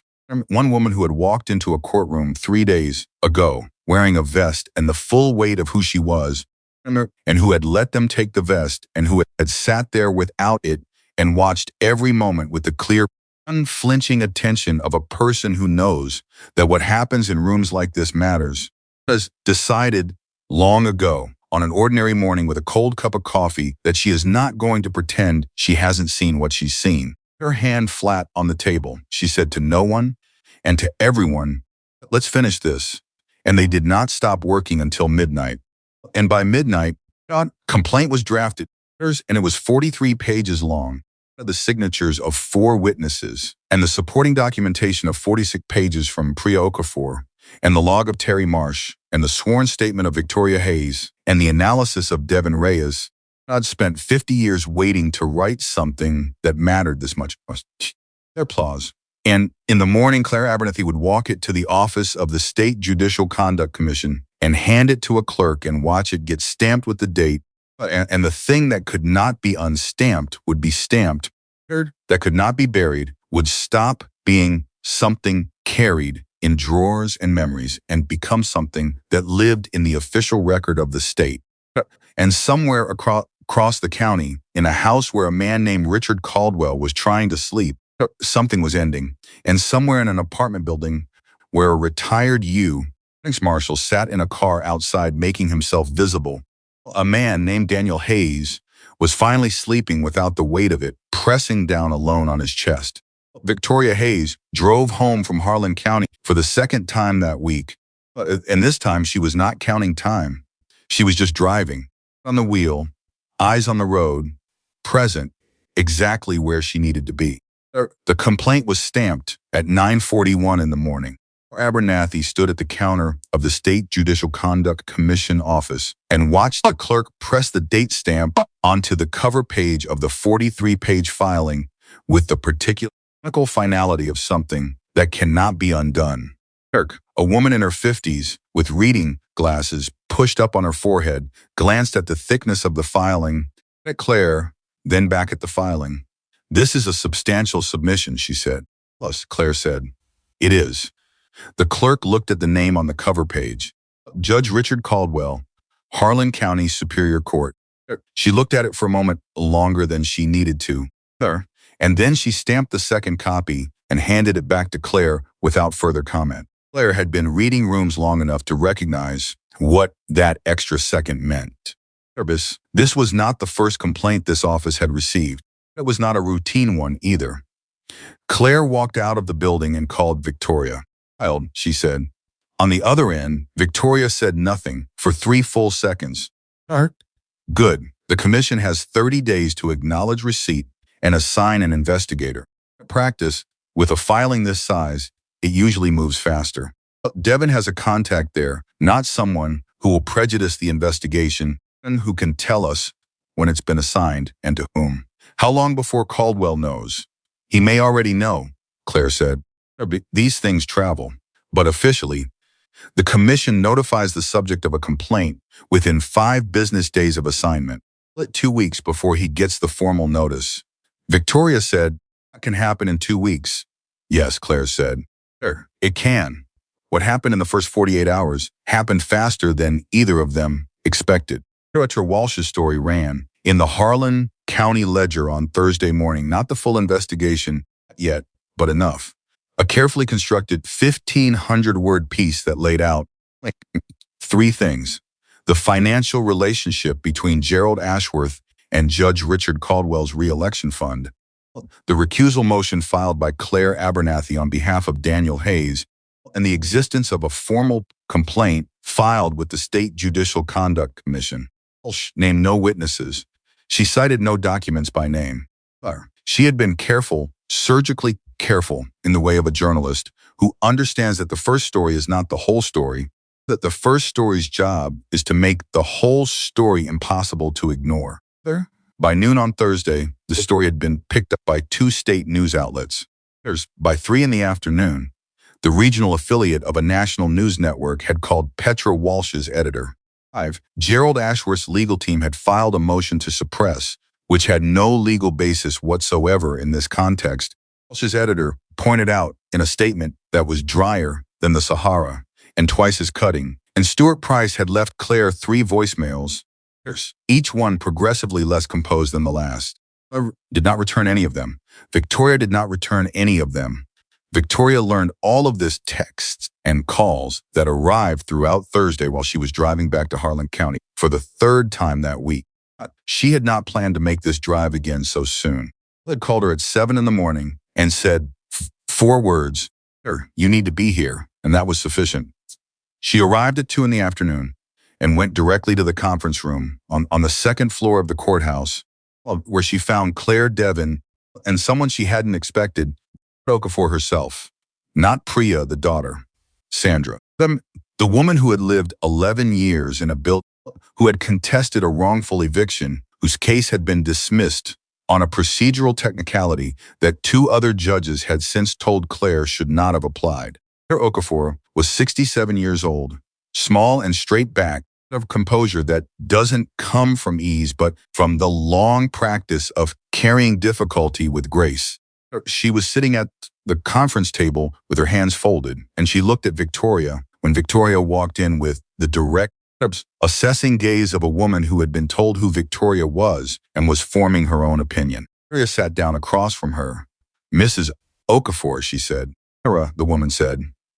And there it was, the same instinct, a preference for the simple directness of a first name being passed between them in that single word that required no further explanation. "There, Priya told me about your case," Victoria said.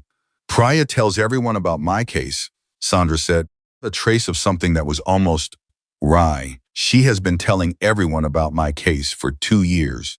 I told her to let it go. I told her it was done and we needed to move forward." She paused. "I was wrong. What changed your mind?" Sandra looked at her steadily. Victoria waited. "What you did in that courtroom," Sandra said. "Michael Turner said about you. The highway, the burning car." She unfolded her hands and folded them again. "Have been telling myself for 3 years that what happened to me in that courtroom was a legal technicality. I didn't understand the process well enough, that maybe I was wrong about what I saw." She paused. "Wasn't wrong. And the reason I know I wasn't wrong is because I watched what that judge did to you, a woman who saved his life, and I recognized it. I recognized exactly what it was, because he did the same thing to me." The room was very quiet. "He looked at me," Sandra said, "and he decided what I was before I said a word. My attorney said a word. He saw a 64-year-old black woman who was suing a real estate company. He decided the answer was no before the question was finished being asked. She said it without anger, with the exhausted precision of someone who has been through all the stages of feeling and has arrived at the far side of them, where only the clear, unadorned facts remain. And then he buried my case in a technicality so small that even my daughter, who is a trained attorney, almost missed it. Victoria said, "Almost, almost," Sandra agreed. And the word carried the full weight of Priya's 2 years of not letting it go, accepting it, not pretending the almost wasn't there. Devin leaned forward. "Sandra, I've reviewed your case in detail. The procedural ground Caldwell used to dismiss your filing. It was a misapplication, a debatable one. A clear misapplication of a rule that, applied correctly, would not have touched your claim." He paused. "I want to ask you something directly. Are you prepared to pursue reinstatement of your case alongside the conduct complaint?" Sandra looked at him for a long moment. "Reyes," she said, "I have been ready for 3 years. Claire has been ready for 2. What we were waiting for was someone who could show us that the room wasn't going to be arranged against us before we walked in." She looked at Victoria. "I think we have that now." Devin nodded slowly. "You have it." The door to the conference room opened. Everyone turned. It was Terry Marsh. He was in his bailiff uniform, which meant he had come directly from work, which meant this had not been planned. He stood in the doorway and he looked at Victoria with an expression that she recognized as the specific look of a man who has just encountered something unexpected and is processing it at full speed while also needing to communicate it immediately. "Caldwell knows," Marsh said. The room shifted. "About the complaint?" Claire said. "All of it. About me." He stepped into the room and closed the door behind him. "He called me into his chambers this morning. Before the first session." He paused. He knew about the log, not the details. He didn't have the details. He knew I had kept one, and he knew I had given something to someone. "How?" Victoria said. Marsh looked at her. "Someone in the commission office. Someone higher up. Someone who has a relationship with Caldwell that goes back I don't know how far. Enough that a filing comes in the morning. By afternoon, someone has made a call." The word leak hung in the air of the conference room without being spoken. His expression did not change. "What exactly did Caldwell say to you?" Marsh sat down. "He was careful about it, the way you are careful when your body is carrying something your mind is still working through. He didn't threaten me directly. He's too experienced for that. He said he was concerned about reports of employees discussing confidential court matters with outside parties. That bailiffs, as officers of the court, had obligations of discretion that superseded personal feelings about individual proceedings." He paused. "And then he said that he would hate to see a man with my record of service face professional consequences over what might be a misunderstanding." The room was completely still. Claire said. "Yes," Marsh said. "How did you respond?" Victoria said. Marsh looked at her. I told him I understood my obligations, and I left. He paused. "I came directly here because I am done pretending that what I understand my obligations to be is the same as what he does." Sandra Okafor, who had been listening with complete stillness, said quietly, "Welcome to the club." Something in the room moved, not laughter, not quite, but the recognition of a shared territory, humor of people who have all been standing in the same rain for different lengths of time and have finally found each other. Terry looked at Marsh. "Terry, what he did this morning, what he said to you, that's on the record now. Document it today. Date, time, exact language. Word for word. I wrote it down in the parking lot," Marsh said. The routers. He reached into his pocket and produced a folded piece of paper. Put it on the table. "Before I drove here." Devin picked it up. He read it, he set it down. He looked at Victoria with an expression that was composed and deliberate, and underneath it was something that was unmistakably the controlled excitement of a man who has just watched his case get significantly stronger. "He just obstructed a judicial conduct investigation," Devin said, happily attempting to influence a witness before he was even officially notified of the complaint. He paused.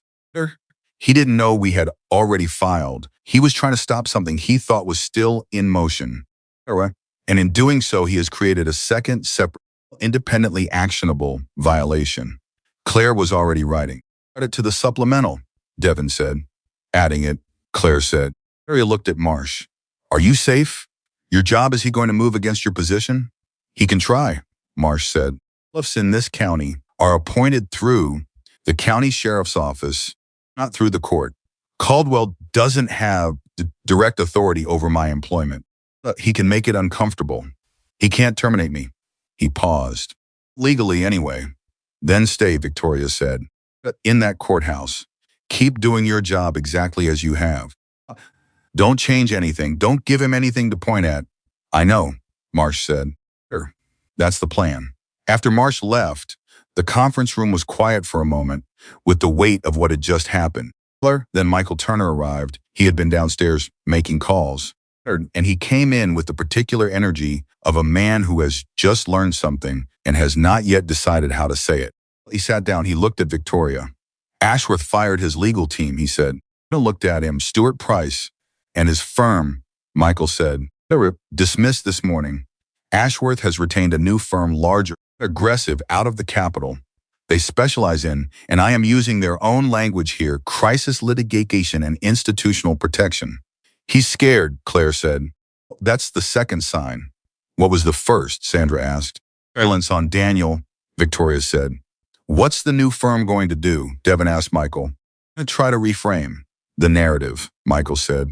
The playbook in situations like this is to flood the zone file motions, demand discovery, challenge the credentials of witnesses, question the methodology of the investigation, make everything louder and more complex until the clarity gets lost in the noise. He paused. It's effective. It has worked for them before. Against what kind of opposition? Devin said. I looked at him. Smaller than this. Devin nodded slowly. Then we don't give them time to set up the flood. All right. How? Claire said. The recusal motion on Daniel's case, where does it stand? Assigned to a visiting judge from the 4th District. There's Judge Eleanor Marsh. Claire paused. No relation to Terry. When does she rule? She could rule as early as next week. Told me she's reviewing the filing personally, which is unusual. Normally a motion like this gets delegated. The fact that she's handling it herself. She's taking it seriously, Devin said. Well, I read it. Devin looked at Victoria. Eleanor Marsh grants the recusal, and I believed she will. Daniel's case moves immediately to a neutral judge. That removes Caldwell's ability to bury it procedurally. Also publicly validates the core of our argument. Judge grants a recusal motion based on financial bias is, in effect, saying yes, there was reason to question the original proceedings. He paused. Bader, that is an enormously powerful data point for the commission investigation. Victoria thought about Daniel, the circles under his eyes, about a man who started this, wanting nothing more than accountability for a wrongful termination, and had ended up as Exhibit A in something much larger. About what it meant that all of this, all of the documentation and the complaint and the legal maneuvering still had not produced the thing Daniel needed most. A ruling, a decision. Someone saying officially and on the record, what was done to you was wrong. What about Daniel's actual case, she said. Complaint, not the recusal, his case. Claire looked at her. We get the recusal and a neutral judge. I give Daniel's case a very strong chance of succeeding on the merits. Evidence is solid. The witnesses are credible. Caldwell on the bench. It's a fair fight. And in a fair fight, there wins. How long? After recusal.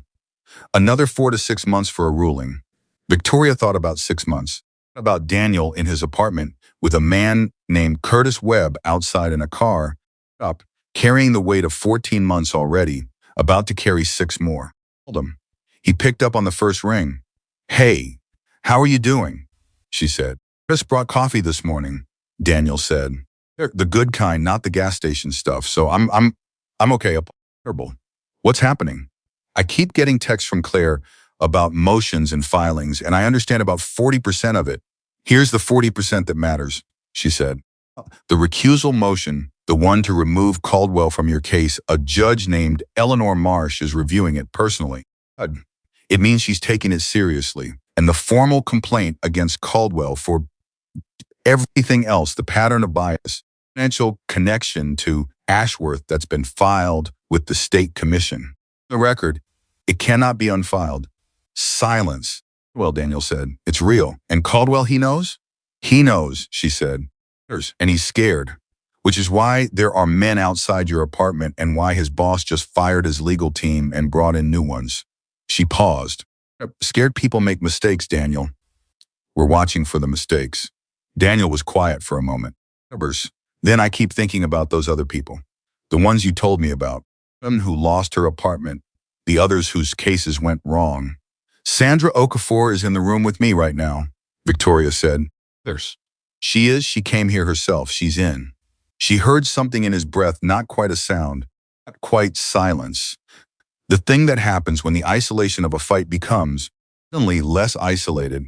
Tell her he stopped. Started again. Tell her I'm sorry it took this long for someone to listen. Victoria looked at Sandra across the table.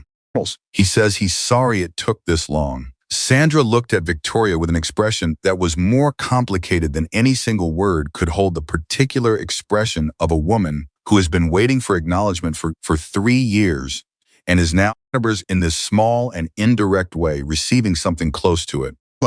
Sandra said carefully, that it took as long as it took. Here we are. Victoria relayed it. Daniel said, here we are. She hung up. The afternoon moved fast after that. Okafor joined the call from her office in Columbus, putting them through the 46 pages she had submitted with the same precision that she had used to assemble them, confident and detailed, and carrying underneath it the specific energy of a woman who has been right about something for 2 years and is finally in a room where that matters. Let me do. Michael took a call in the hallway that lasted 22 minutes. When he came back in, he sat down and said, the former clerk who worked in Caldwell's courtroom 4 years ago. Walsh has her statement full, on record, named. He paused. Her name is Deborah Crane. She worked for Caldwell for 18 months before she resigned. Her reason for resigning, as submitted to the court administrator at the time, was listed as personal. Her actual reason, which she has now stated in full to Walsh, was that she witnessed Caldwell receive an envelope from a courier that she later connected to Ashworth's company. She raised the concern with the senior clerk. The senior clerk told her she was mistaken.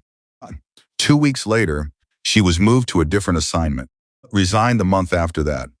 The room absorbed this. Envelope, Devin said. Cash, Michael said, simply. She believes it was cash. She did not open it, but she saw it, and she saw Caldwell's reaction when he received it, and she knew what she saw. Can she prove it? Claire asked. Not prove the contents, but she can prove the delivery, as she logged it in the Daily Courier Register, which is a court record to be altered without creating its own evidence of alteration. He paused. Sarah Walsh has the register entry. Claire set down her pen very slowly. She looked at Devin. Devin looked back at her. That's not a conduct complaint anymore, Devin said quietly. Oh, Claire said. That's criminal, Devin said. The word landed in the room with the weight of everything it meant. Judicial misconduct, not procedural bias, not a pattern of questionable rulings. Criminal, the word that changes the nature of everything around it, the investigation, timeline, the exposure, the stakes. Victoria said, how do Walsh understand what she's sitting on? She's a journalist, Michael said. She understood it the moment the register entry arrived. How long before she prints it? She's holding for our Thursday briefing, Claire said. That was the agreement. But, she paused. With what she has now, she may not be able to hold past Thursday even if she wants to. Her editor is going to have an opinion. Then we need to be ready for Thursday to be the day it becomes everything, Victoria said. What does that mean, practically? Devin said. It means the commission needs a supplemental filing call before Thursday that includes Marcia's documented obstruction this morning, her surveillance on Daniel, and whatever Priya has sent that we haven't formally submitted yet. She looked at Claire. Claire, can we do that? I can have it ready by tomorrow afternoon, Claire said. Victoria, Devin said, and his voice had a quality she hadn't heard from him before, not hesitation, or weight. The weight of something that needed to be said carefully. I want to make sure you understand what happens when this moves into potential criminal territory. The commission investigation continues, but it is joined by another process. Prosecutors, investigators with different tools and different timelines and different levels of discretion about what they choose to pursue. I know, she said. The case for Daniel's wrongful termination does not change. Claire continues to pursue that. But the larger question, Caldwell, Ashworth, the full scope of what we've uncovered that moves into territory that we do not control, that is in the hands of people we cannot direct. I know, she said again. Comfortable with that? She thought about it honestly, about what it means to put a true thing into the world and then release control of what happens to it, about the specific discomfort of that. The way truth, as it moves into official processes, stops being yours and becomes something that belongs to the process itself, to the investigators and prosecutors and reviewers who will handle it according to their own timelines and priorities. About all the people in this room and the people not in this room who had given what they'd kept and spoken what they'd held and trusted that it would be used with care. About what it means to trust something to a process larger than yourself. I did this, she said, because Daniel needed someone in his corner. Everything else, what we found, what it means, where it goes, I didn't plan any of that. It arrived because the truth of it was already there. All we did was make it visible. She paused. If it goes somewhere I can't follow, if it goes into rooms I'm not invited into, handled by people I'll never meet, that's fine. As long as it goes, as long as it doesn't disappear. Devin looked at her for a long moment. Disappear, he said. I can promise you that much. She nodded. And then Michael's phone rang. He looked at the screen. Expression did something that Victoria couldn't quite name, not shock, because Michael Turner did not shock easily, but a kind of recalibration. The specific adjustment of a face that has just received information it was not expecting. Sir, he answered. He listened for 30 seconds.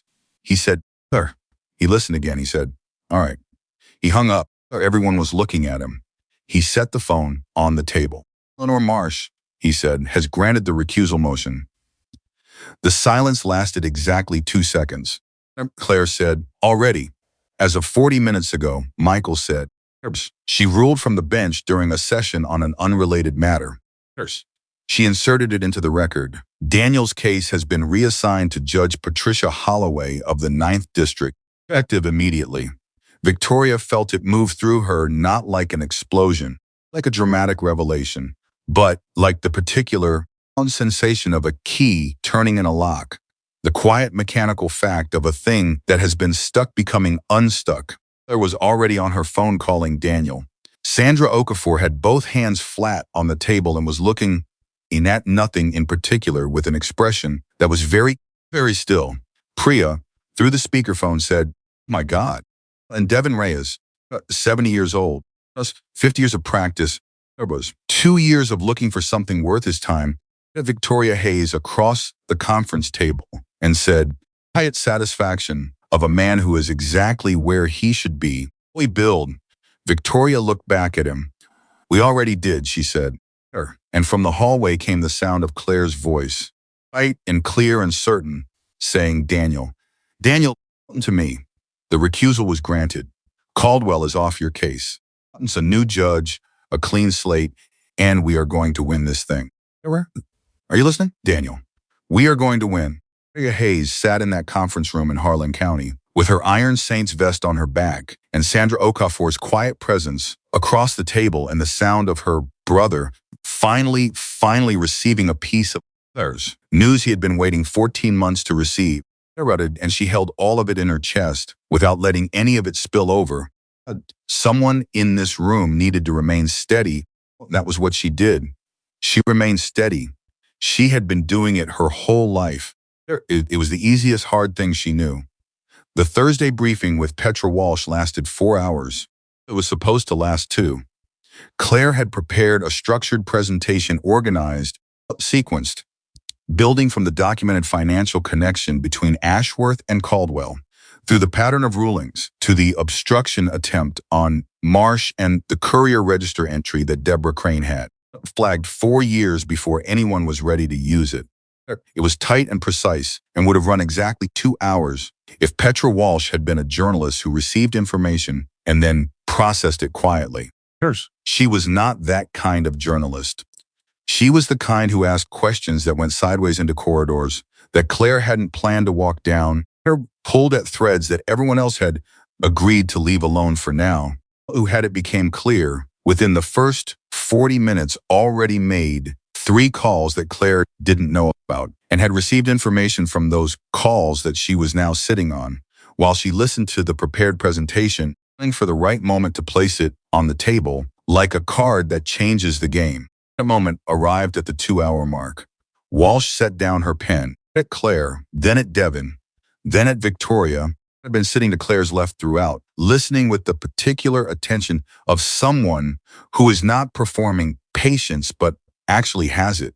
Claire, there's something you don't have yet, Walsh said. The room waited. Ashworth's new legal team filed 3 motions yesterday afternoon, Walsh said, after business hours, which means they hit the court record at 6:47 and didn't get public attention until this morning.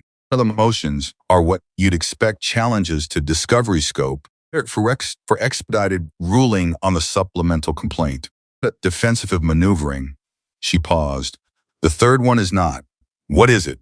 Devin said. Motion to seal all proceedings related to the judicial conduct complaint on grounds of, and I'm reading directly from the filing protection of ongoing law enforcement investigation. The room was very quiet. Claire said, what law enforcement investigation? That, Walsh said, is exactly the right question. She placed a printed document on the table. 3 pages, official letterhead, dense with the specific language of federal correspondence. Maria leaned forward and read the header before anyone spoke. It was from the United States Attorney's Office. They're already in, Devin said. A question. They have been for 6 weeks, Walsh said. Or any of us filed anything. Before the hearing, the vest, before any of this, someone at the federal level was already looking at Ashworth for the bias against Daniel. For something larger. She paused. There is a federal contractor in this state that has received 7 municipal contracts in the past 4 years. Those contracts were in jurisdictions where Caldwell either had direct adjudicative authority or where he had personal relationships with the sitting judges. The federal investigation is about bid rigging at a scale that goes beyond Harlan County. The silence in the room had a different quality now. The silence of people absorbing something difficult. Of people absorbing something that is simultaneously worse and more powerful than what they had been building toward. Sarah said, Daniel's case is still Daniel's case, Walsh said immediately. What Ashworth did to Daniel, the termination, the retaliation for reporting safety violations, that is a separate matter, and it is now in front of Judge Patricia Holloway, a 30-year record of clean, independent rulings, and who has, according to every clerk and colleague I've spoken to, already reviewed Claire's filing and found it substantial. She paused. Daniel is going to be fine. What I'm telling you is that Ashworth is not just fighting Daniel. He is fighting something he didn't know was coming from a direction he wasn't watching. Devin leaned back in his chair. He looked at the ceiling for a moment in the way he did when he was reorganizing everything he knew to accommodate something new. Then he looked at Walsh. The motion to seal, he said. The federal investigation is real and active, and that letterhead says it is then Ashworth's attorneys know about it. The seal motion to protect their client from having the conduct complaint create additional exposure while the federal case develops. Yes, Walsh said, which means that seal motion, if granted, would effectively slow our commission complaint. It would complicate it, Walsh said carefully. Not stop it, but complicate. The commission would have to coordinate with federal investigators before proceeding. Coordination takes time. How much time? Claire asked. Months, possibly more. Claire looked at Victoria. Victoria looked back at her. And then Victoria said something that surprised everyone in the room. Herself, she said it quietly, and she said it with the particular calm of someone who has thought about a thing from all its sides and arrived at a conclusion that it is not the one she started with. Let them have it, she said. Everyone looked at her. Federal case, she said. If what Ashworth has done is large enough that the federal government was already looking at it 6 weeks ago before any of us did anything, then the scope of accountability is going to be larger than anything. Have built from a conduct complaint alone. That complaint cost Caldwell his bench. A federal investigation of bid rigging and judicial corruption costs Ashworth everything. She paused. Daniel gets his ruling from Holloway. Sandra gets her case reinstated. Marsh's documentation goes into the federal record. Our 43-page complaint goes into the federal record. All of it goes into the record, and the record is larger than we thought it was. Devin said, "Comfortable with that?" "I'm not comfortable with any of this," she said. "Comfort is not the goal. The goal is that it goes somewhere that cannot be buried. Hey, it wouldn't disappear." She looked at him. "Still true?" "More true now than when I said it," Devin said. Walsh was watching Victoria with an expression that was professional and carefully neutral, and underneath it was something that was not natural at all, the expression of a journalist who is watching someone make a proper decision that is going to be part of the story she writes, and who recognizes with the specific instinct of someone who spends their life distinguishing between what is performed and what is real, and what she is watching is real. "Victoria," Walsh said, "I want to ask you something for the record." "Ask." "You walked into that courtroom 3 weeks ago when you drove 4 hours and sat down in that gallery in your vest. Did you have any idea that it would become this?" Victoria looked at her for a moment. "Then no." "What did you think it was?" "I thought it was my brother's hearing. It was a day in court." She paused. "I thought the most complicated thing I was going to do was sit still for 3 hours and not say anything I'd regret." Walsh almost smiled. "And instead," Victoria said, "a judge took my vest. I let him. Because sometimes you let people show the room who they are. The room sees it." She paused. "I didn't start an era. All I did was be exactly who I am in a room where someone thought they could make me be less. Everything else was already there. We just found it." Walsh wrote something in her notepad. Looked at it. She looked at Victoria. "Can I quote you?" she said. "Yes." "The full story ran the following Tuesday. Not in the Harlan County Ledger.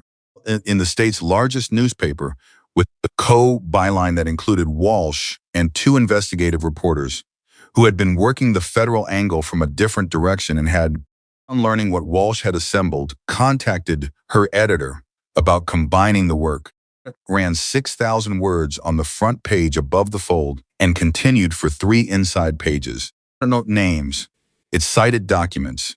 It contained Deborah Crane's full-on record statement, Terry Marsh's documented account of 11 years in Caldwell's courtroom, financial connection to Ashworth's fund, the Courier Register entry, and the existence of the federal investigation which the U.S. office contacted for comment, neither confirmed nor denied, which in the language of journalism means confirmed. Leah read it at her kitchen table at 6 in the morning, or anyone called her. She read it once through, fast, the way you read something when you need to know what it says before you can think about what it means. Then she read it again, slowly, the way you read something that is going to outlast the moment it was written in. It was accurate. Every word she could verify, she verified as she read. Nothing was embellished. Nothing was omitted that shouldn't have been. Walsh had done what good journalists do. She had built a structure out of true things and let the structure carry the weight. Her phone started ringing at 6:23. The first call was Michael. He said, "Yes." How does it feel? She thought about that honestly. The way she always did when Michael asked something real. Something that's been underground for a long time just broke the surface, she said. "Oh, and now the air is different, and I don't know yet what grows in it." "That's about right," he said. "Are your people taking it?" "The ones who knew what we were doing are steady. The ones who are just finding out are processing." A pause. Arguing to be more people who want to come forward now that this is public. Always are. People who were waiting to see if the first ones who stepped up got buried or vindicated. And we got vindicated, Michael said simply. Which means the second wave is coming. And the second wave is always bigger. She thought about that. The particular social physics of exposure, the way a visible act of accountability creates permission for others to add their own truths to the pile. She had seen it happen in smaller contexts, in community disputes and organizational conflicts, and the messy human business of people deciding whether to speak or stay silent. She had never seen it at this scale, What do you need me to do? She said. "Sir, nothing today," Michael said. "Today you let it move." She didn't know what to do with that. Sir, she was not a person built for stillness in the middle of something in motion. She trusted Michael. And so she put the phone down and sat with her coffee and waited. At 7. Vicky. His voice was different. The tight, controlled voice of a man managing fear. Sir. Something looser. Something that hadn't been there in 14 months. I'm reading it. I know. They used my name, he said. Sir. In the story they described what happened to me as the incident that he stopped. There he says the incident that unraveled a 12-year pattern of judicial corruption. My firing. My hearing. His voice caught slightly the specific catch of a person who has been carrying something alone and is suddenly being told by something larger than themselves that the weight they felt was real. It was real, Vicky. It was always real. And he stopped again. Oh, she said. I almost let it go, he said. I remember 6 months ago, I almost called Claire and told her to drop it. I couldn't afford to keep fighting. And I thought maybe I was wrong. Maybe it was just bad luck. Maybe I was seeing something that wasn't there. But you didn't call her, Victoria said. Oh, he said, I didn't. Why not? A pause. Because you drove 4 hours the first time I asked, he said. If you were willing to do that, I figured the least I could do was keep going. She held the phone and looked at her kitchen wall and said nothing for a moment because there was nothing to say that wouldn't diminish it. Then she said, Claire calls you today about the Holloway hearing schedule. When she does, you be there. I'll be there, he said. You will. She hung up. Ruth called at 7:45. She had read the article 3 times, she said, and each time she had found something she hadn't noticed before, and she wanted to tell Victoria what those things were. She did. She slowly, precisely, in the voice of a woman who understood that details matter and that the specific naming of a true thing is an act of respect toward everyone the true thing concerns. Sarah listened to all of it, every observation. She did not rush Ruth because Ruth had driven to that courthouse on an ordinary Tuesday for Daniel.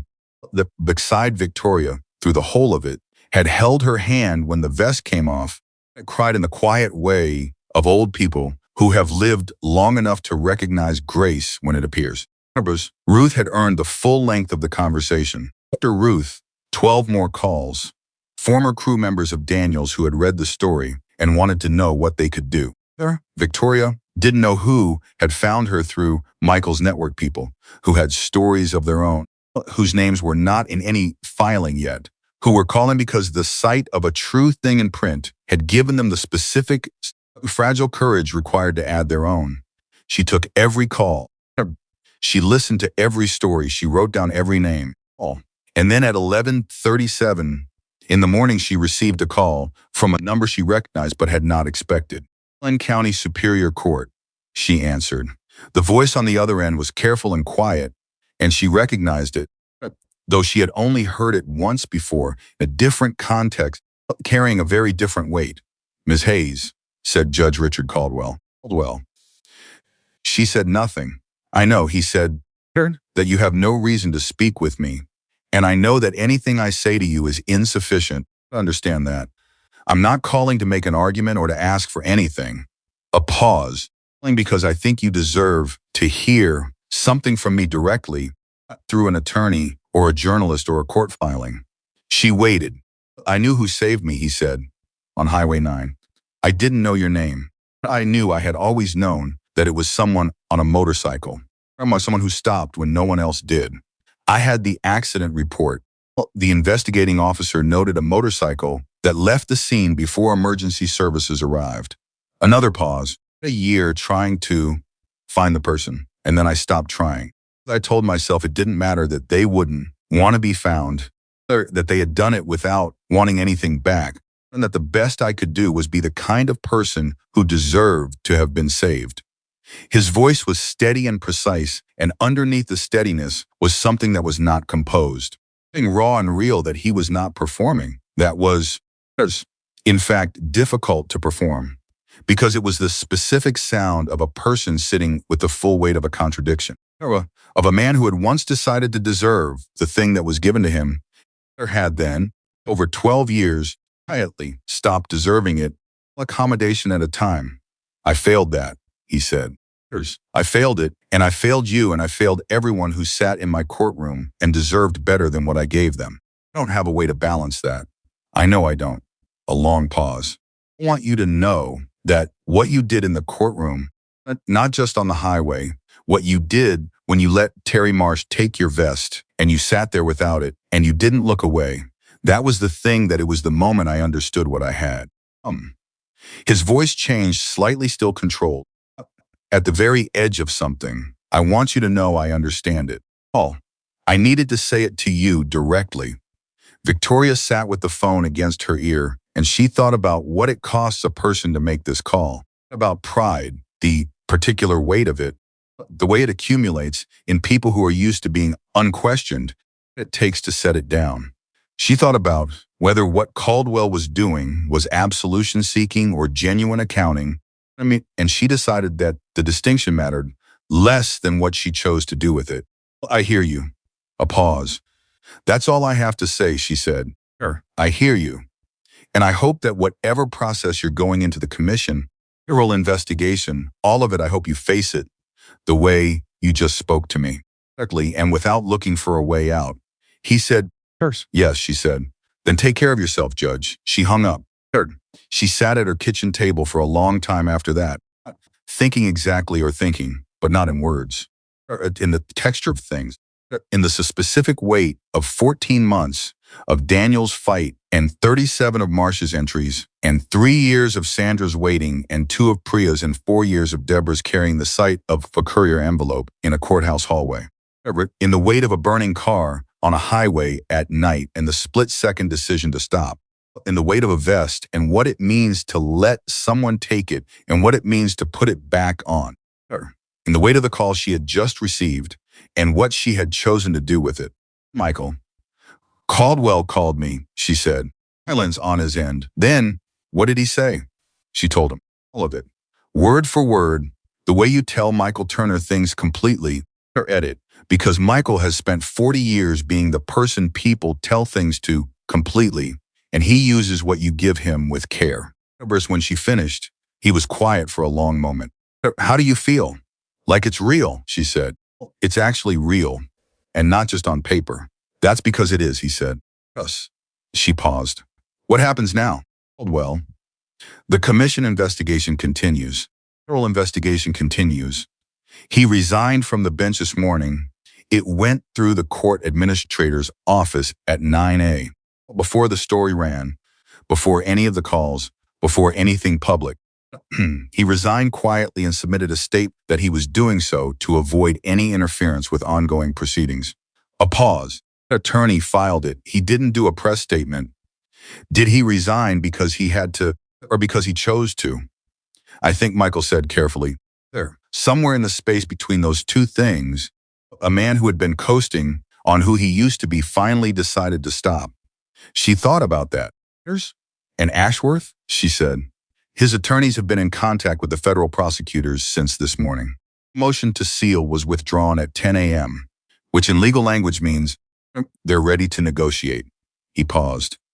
Gerald Ashworth is going to spend a very long time accounting for what he built and how he built it.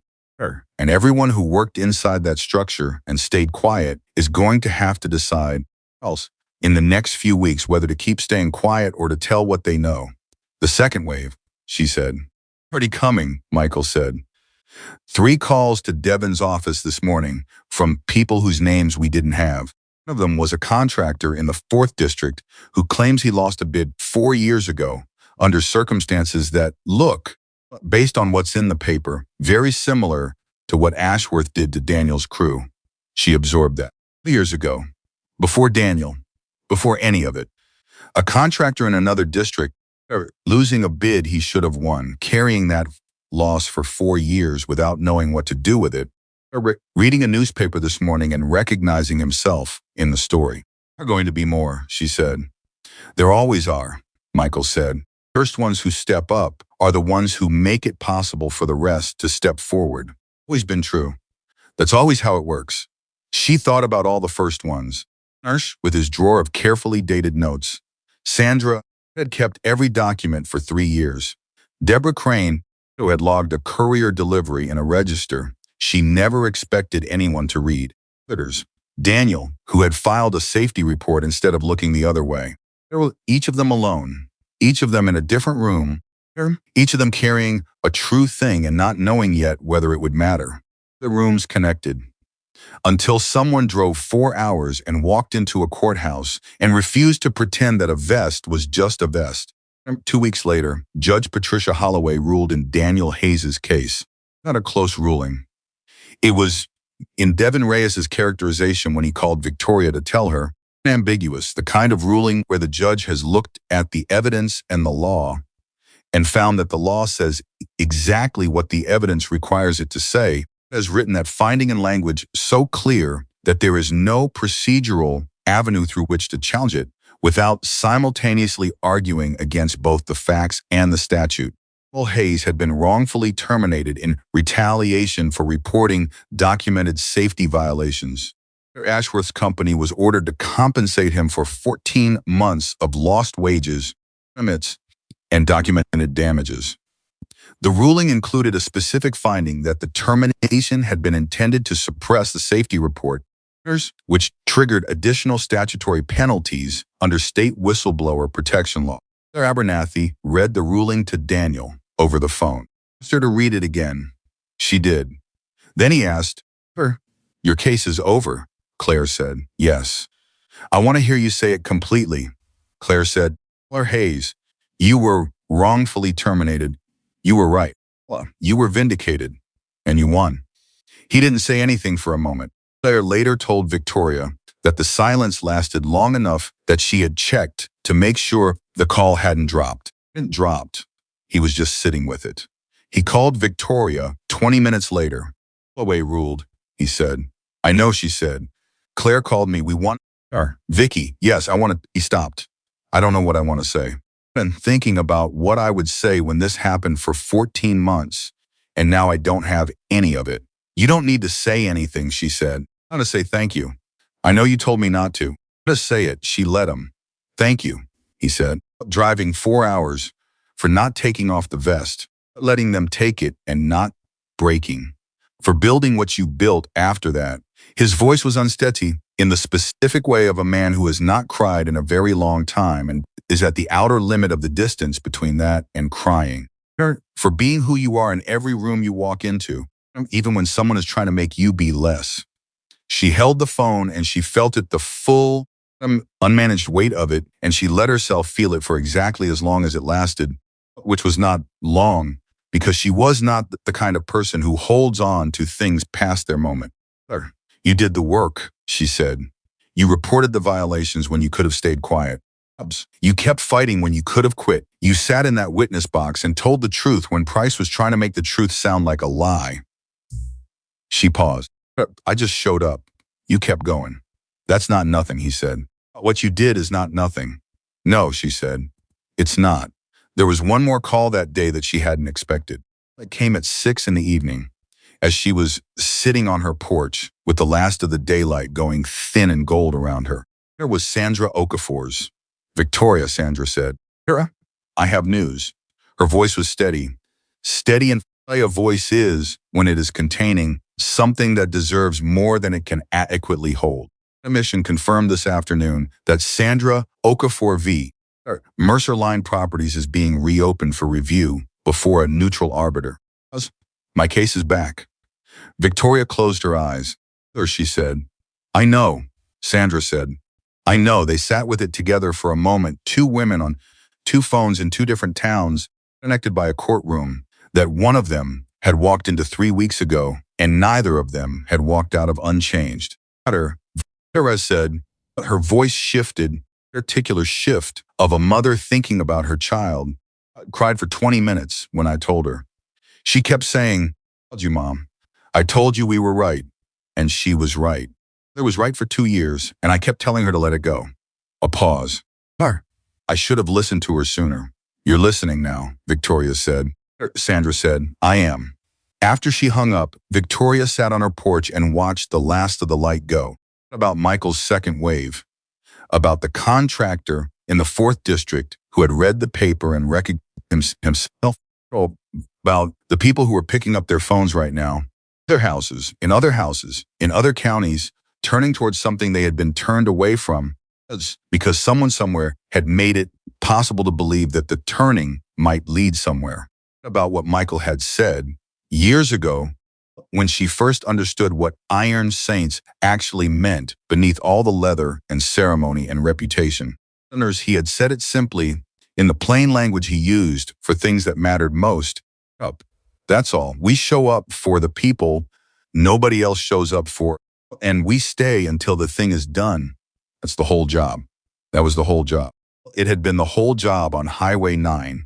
It had been the whole job in Courtroom 7. It had been the whole job in a diner on Route 7 and a conference room on the second floor of the Harlan County Courthouse and a kitchen table at 3 in the morning with a legal pad and cold coffee. Up, stay. Do the work. Don't look away. That was all. That had always been all. She looked down at her vest.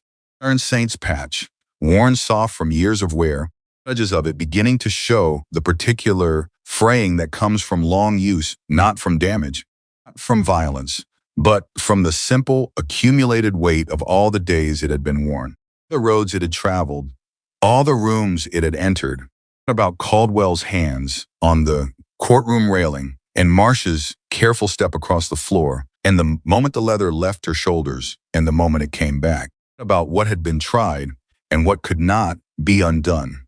It had tried to take it from her, not just the vest.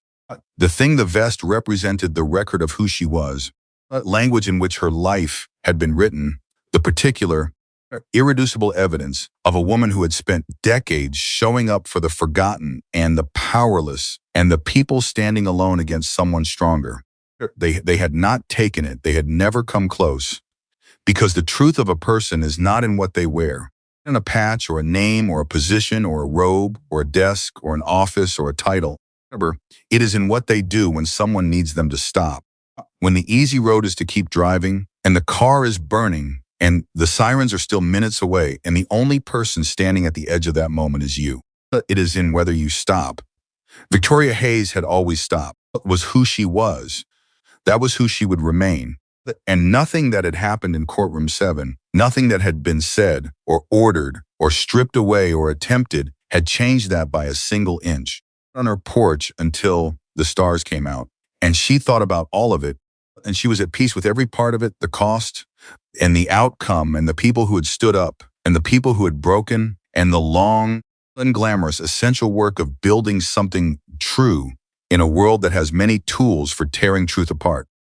She was at peace with all of it because it had not disappeared. It could not be buried. As the record existed now in commission filings and court rulings and a journalist's 6,000-word story and an old bailiff's careful handwritten log and a daughter's 2 years of waiting and a federal investigation that had been quietly there before any of them knew the other existed. And the record said, and permanently, and without any possible revision, these people told the truth. They paid the cost of telling it, and the truth held. That was enough. That had always been enough. Sarah Hayes sat in the last of the evening and pulled her vest a little tighter around her shoulders, not against cold, but against the particular sensation of completion, the feeling of a thing arrived at the end of what it needed to be. And she looked at the sky, and she breathed. She was exactly who she was. She had never been anything else. And that, in the end, was the thing they could not take, the thing that cannot be stripped away, cannot be ordered off, cannot be handed to a bailiff or buried in a procedural ruling or silenced by a man behind a bench who decided what you were before you spoke a word.